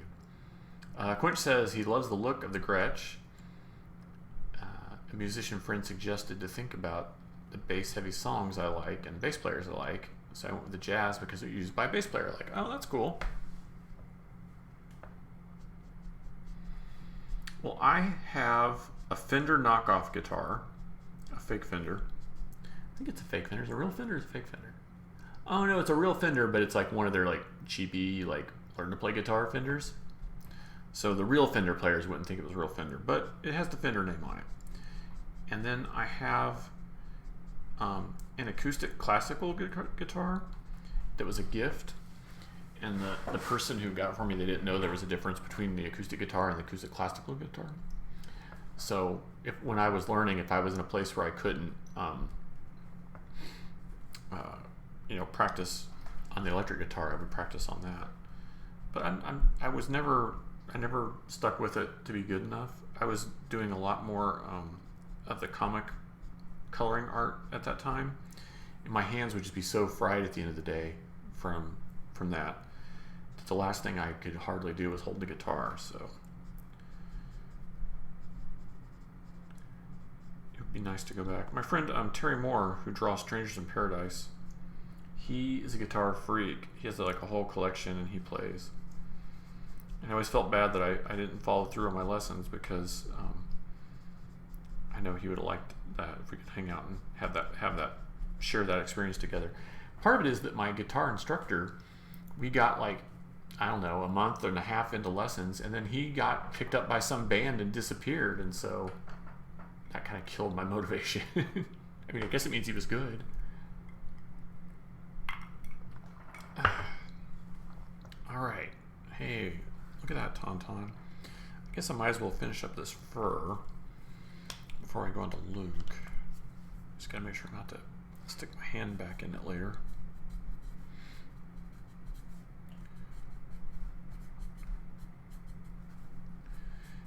Well, I know I say it all the time, but I want you guys to know it. I really appreciate everybody hanging out with me here and getting to know you guys better and find out all the things we have in common. And it's really fun.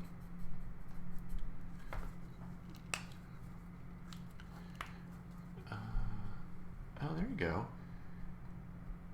So, looks like Let's Do This has got quite a few Gretsch guitars. How many guitars do you got, man? And is there a certain type of music you like to play? Are you secretly like some awesome rock star and we don't know it?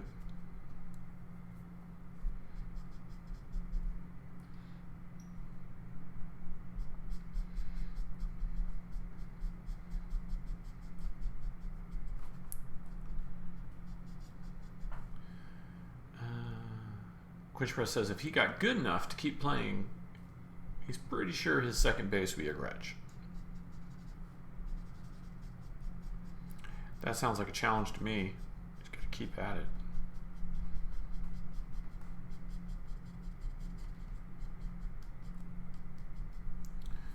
All right, let's move on to Luke Skywalker. There's some other stuff I want to do the Tauntaun, but I want to get everything kind of to a certain point first, you know what I'm saying? So that was 50%. So I'm going to go with the 40, which is just one shade lighter for Luke. So it won't be that drastically different, but hopefully just different enough. Yep, that should work.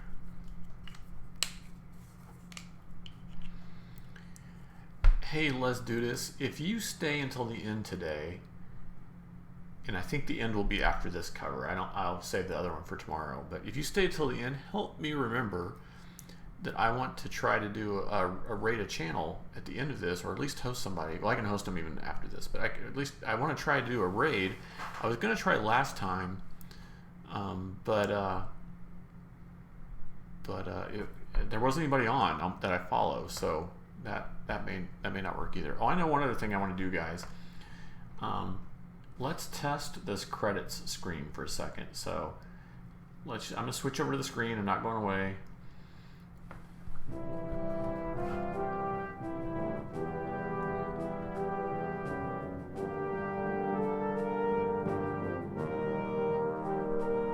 Hey, it works.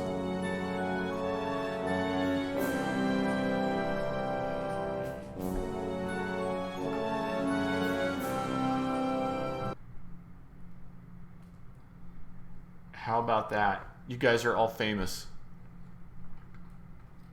All right.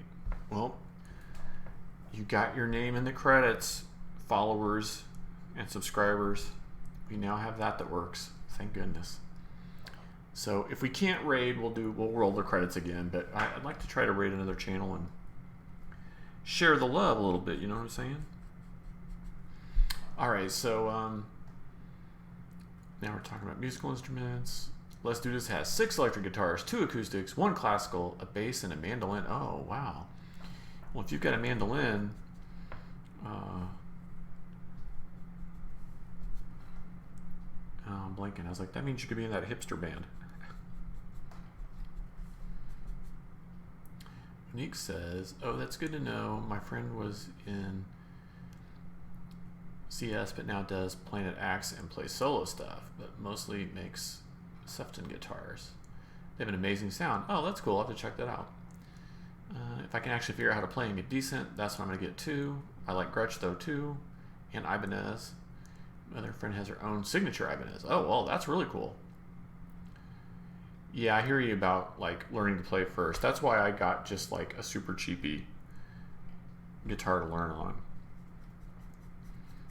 I'd like to go back and try it again someday. Like I said, my hands just get drawing all day and painting all day. They just get so sore that it's hard to imagine, then spending 2 or 3 hours practicing guitar after that.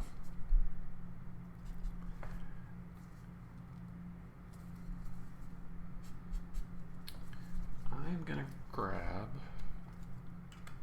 this 30. If I'm not happy with that, I'll go open a fresh pack. Oh, that looks good. All right. Yeah, I think you make sense there, Monique, about spending the money just to have it hanging on your wall. I definitely kind of feel that way. Whether it's music or art or sports or whatever, it's like you can spend so much money on the gear, and then if you don't ever use it, it can be kind of disappointing. All right, yeah, this one's working better. I think that 40% marker was starting to dry out a little bit. This 30 is gonna work much better for us. Just get in and do a little bit on this stuff.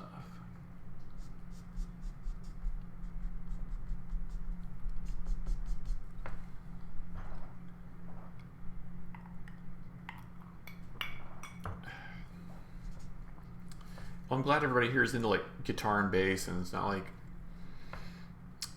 the piccolo or the recorder or something. I have a couple of friends, and they got married to each other,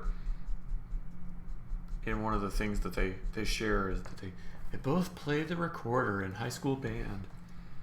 I'm like, that's not romantic. That's just nerdy. Like, if you both were like, we both played guitar in a kick-ass rock band, then I'd be like, okay, that's romantic.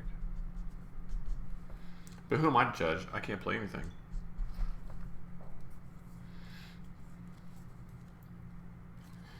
Do you have something against the recorder? No, these people they're both on the geeky side, so I'm using that as an example of their geekiness. And I don't mean like cool geeks who are like music geeks or cocktail geeks or Star Wars geeks. I'm not articulating myself very well, am I?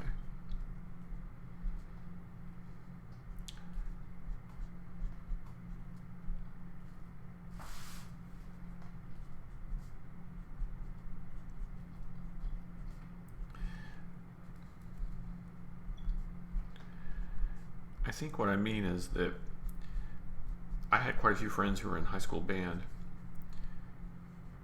and some of those kids were cooler than others, and less socially awkward than others.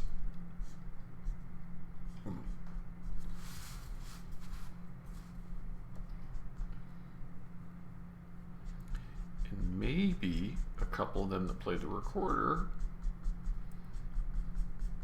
overlapped into that socially awkward world. That could just be my experience and not a generalization about the instrument.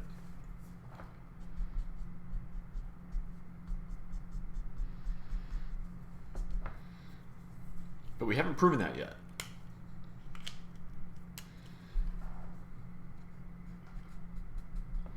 All right, I'm gonna grab a fresh marker because this is driving me nuts.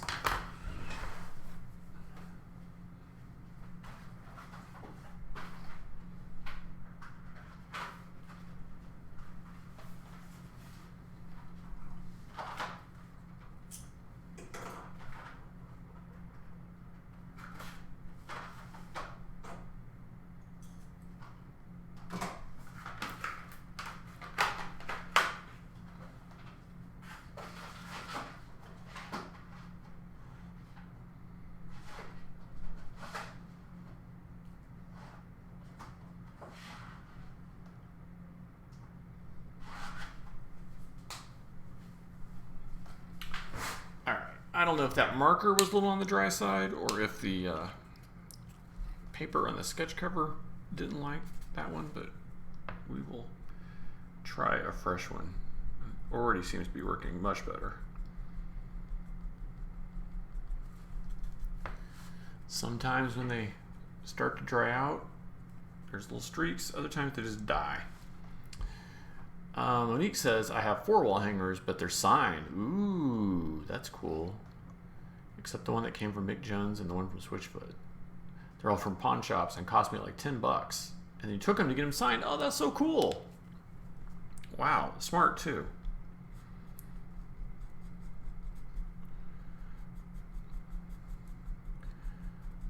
That's cool. I'm not much of an autograph hound, but if I was going to be, that'd be the way to do it, is get like musical instruments signed by people you like and put them on display. That's pretty freaking amazing.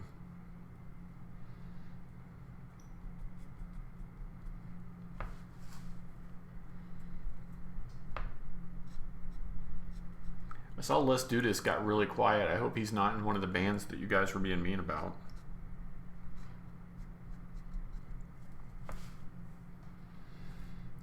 Probably the guitarist for Spin Doctors, and you guys just scared him off.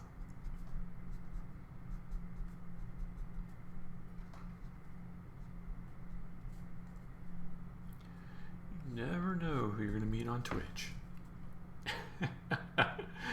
Monique's like, it wasn't me, it wasn't me.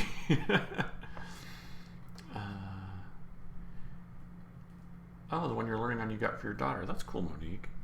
Now, did your daughter learn also, or did it not work out for her?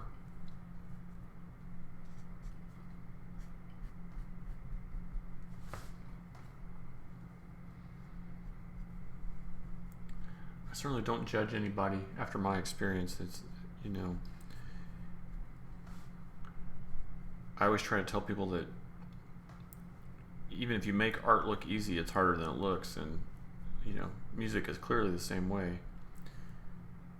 I have a friend who he's into all the rock music you're into, Monique, but he makes his living as a country musician because he was raised by his grandparents, and when they noticed he had musical talent, they basically said, that rock and roll stuff is no good, you're going to learn to play country. But it served him well. He's done really well, and he's just he let me understand about sort of the difference between those people who are just kind of like born with it, you know.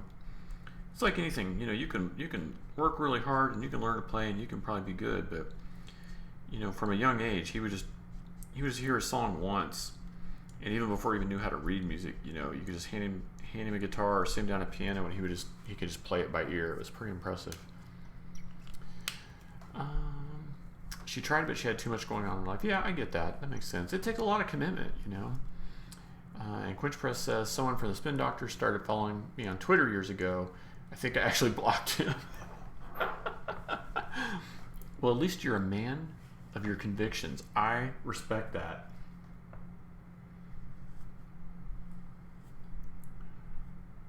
That's funny.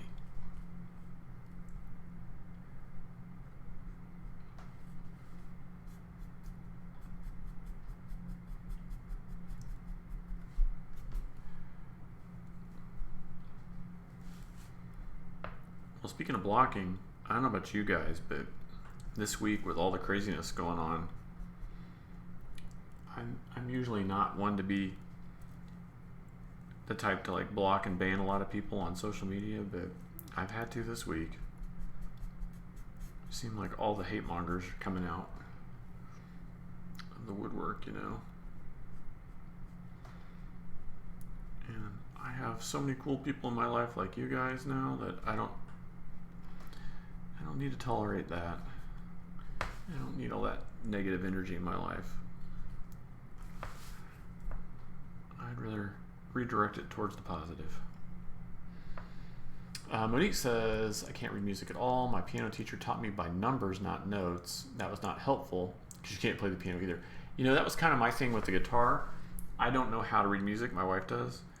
And my guitar instructor did not teach me either. He taught me guitar tab, which I did learn pretty rapidly, and it definitely works, but it didn't really serve me very well because I didn't really have the musical underpinnings to go with it. So I think if I was to learn how to read music and then go back and add the guitar tab in on top of that, I would probably be really helpful.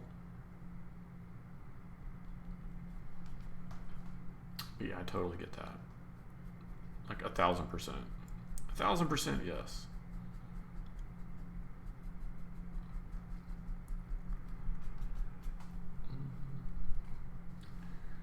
Just a hint of shadow under the nose there.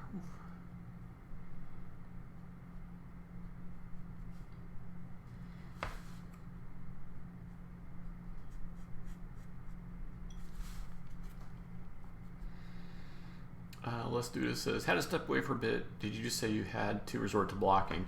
Yeah, we're just talking about with all the Quinch Press had joked that he had to block a member of Spin Doctors on social media years ago, and I was saying that with all the craziness that's been going on in the world, it seems like all the hate mongers have come out, and I'm usually a live and let live person on social media, but it's just been so much hate and animosity and negativity that there's several people this week. I mean, I probably blocked more people this week than in my entire life combined up until this point. So it's unfortunate, but life is just too short to have people screaming at you on Facebook, you know, like coming onto your post and trying to tell you why you're wrong. It's just like, no, don't need that. Anytime someone starts off with, let me tell you why you're wrong. Here's why you're wrong and Nazis are right. I'm like, no, I'm done.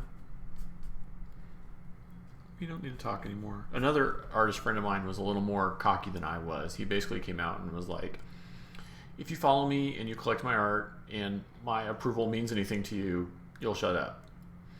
Which I thought was pretty funny. Monique says that her husband reads music and he was actually helping you tune your daughter's guitar because it was way off. And Monique's like, you respond with, and here's why you're gone. Oh, that's funny. Let's do this. I had to say goodbye to my aunt today. She's not dead, just racist. Yeah, I know. I wanted to post something up like, you know, thank you to all the racists for coming out of the woodwork this week so that I could block and unfollow all of you. It's just sad and pathetic, right?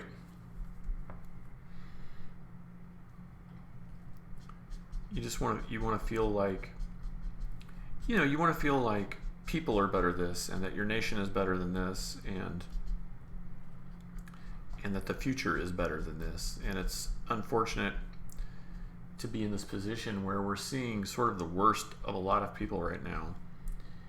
And on top of that, we're seeing people fighting for some of the worst ideals and the worst beliefs, you know, when it comes to racism and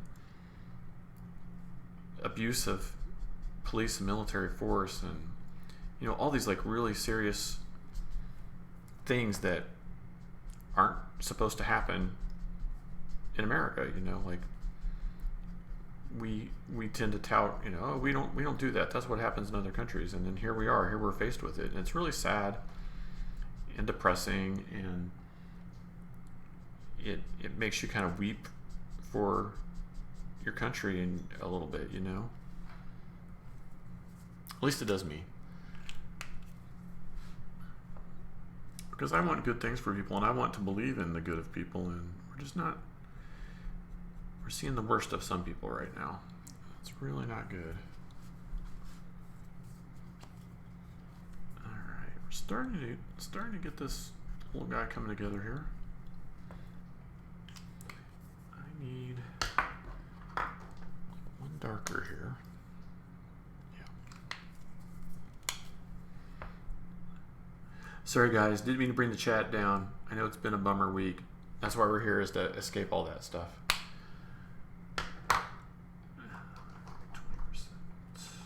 20%.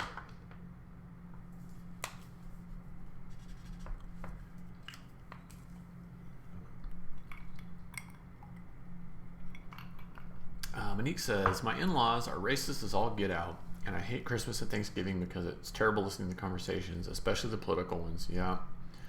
I'd speak up and get shut down, so I just stopped trying to enlighten people who've been racist for 90 years. Yeah, I hear you. I grew up in the same situation. It's I don't know.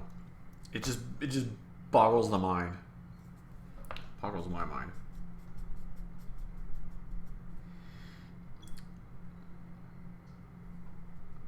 That was nice. Let's do this.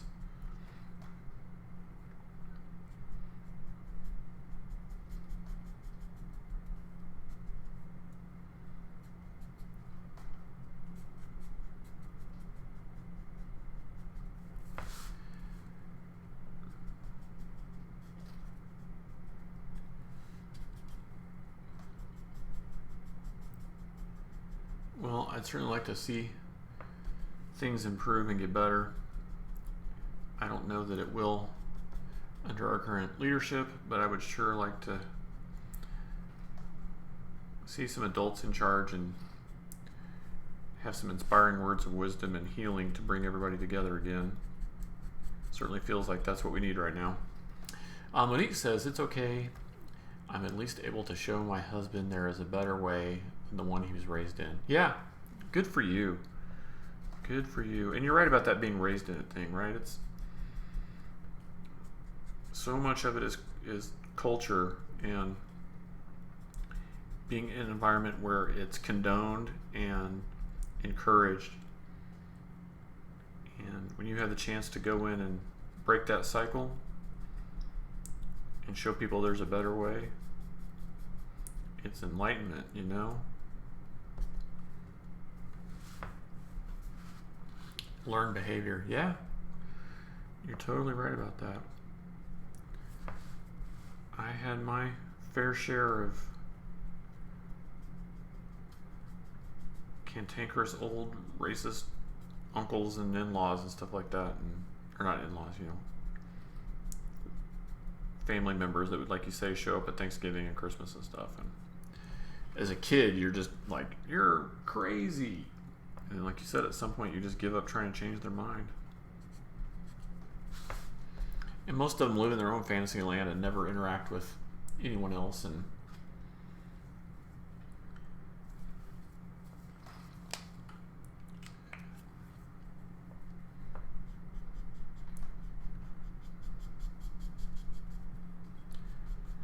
yeah, on Tuesday when I was trying to share out other people's social media for support, someone had compiled a list of African American owned restaurants in every state.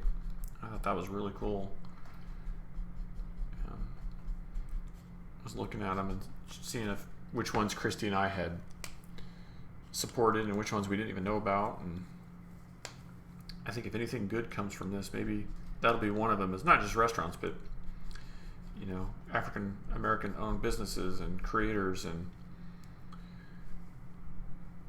anything we can do to show some support and unity right now instead of divisiveness. We've had enough of that. Well, what do we think, guys? Is this one starting to look like something? I feel like we're getting there. Let's do a few more little details on Luke's clothing.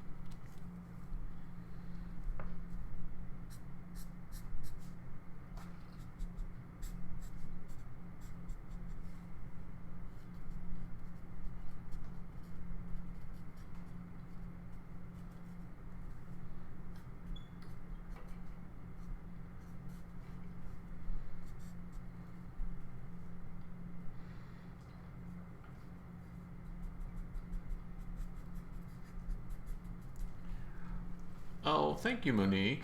Thank you so much. I appreciate it.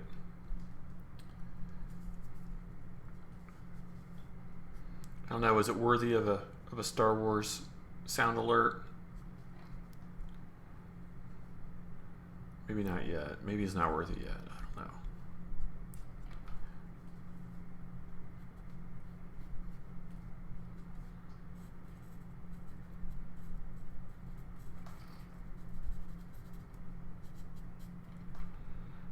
gotta do something with his boots still. But otherwise, this is really starting to come together, I think. I can tell you this paper is, it's getting very wet from the markers. So it held up pretty good to like the first initial pass of markers, but it doesn't seem to, it's almost like, you know, it almost needs to dry between passes instead of doing it all at once like I'm used to. If you knew how to do one, you would. That's funny, Monique. Don't worry about it. I was mostly just being ornery.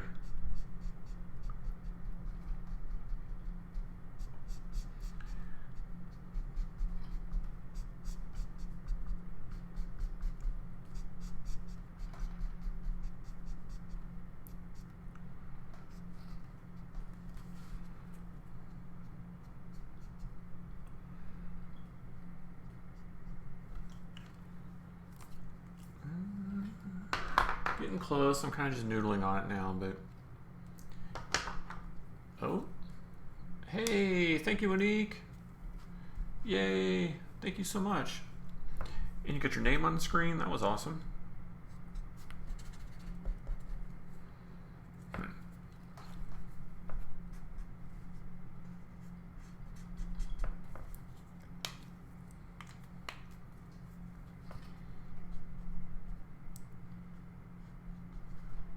There we go.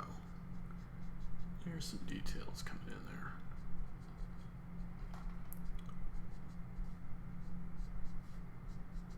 And I thought they smelled bad on the outside.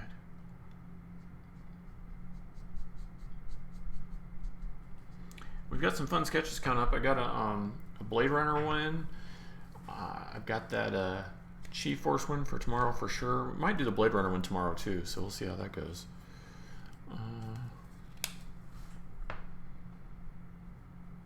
I know I need to follow up with Monique, and I need to follow up with Quinch Press and see if we can't nail down a couple for you guys. Get those on the list for sometime in the next week or two.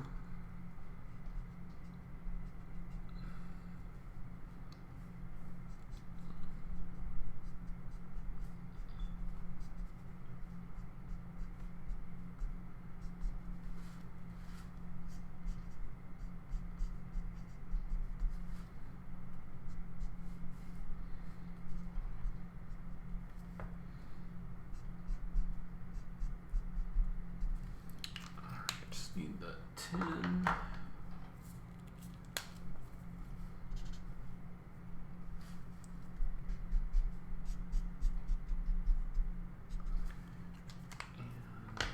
what's this one? 30. Just trying to separate some of the like saddle out from Luke's pants and stuff. They were kind of the same value, and kind of felt like they were getting lost.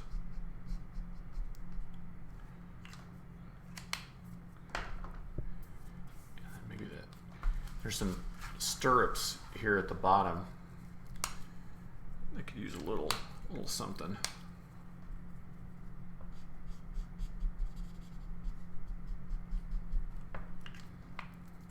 All right, guys. I think, unless I spot something. Oh, thanks for the cheer, Monique. No, that's awesome. Hey, you know what? I'm still figuring out the other stuff too, but I'm working on it. Like I said, my goal is to have an actual list of all the subscriber perks and stuff, but I'm still putting it all together. I'm trying to spend more time on the art. Hey, look at you. Well done. That was awesome. That was awesome. All right, I think this one's just about done. Let's see if we can raid somebody. Okay, so since we already played the credits, I'm going to do a raid. And so what that means is that we will jump over to someone else's channel, and then you can choose whether to hang out with them or not. But this is Oka Tea Party, and she does some cool, oh, thank you, let's do this. She does some cool like anime style art, and so you know, you can check her stuff out and see what you think about it. This one still needs a signature, so I guess I better do that. Where am I going to sign this one out? Maybe I'll do it up the side. Thank you so much. Let's do this.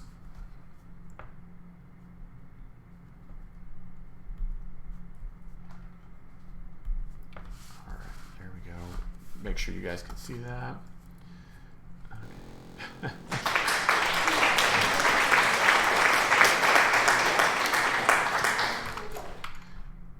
Thank you guys so much. So we're gonna raid Oka Tea Party's channel. You know, just hop on her chat and say hi, and you don't have to hang out with her if you don't want to, but this is another good way we can sort of share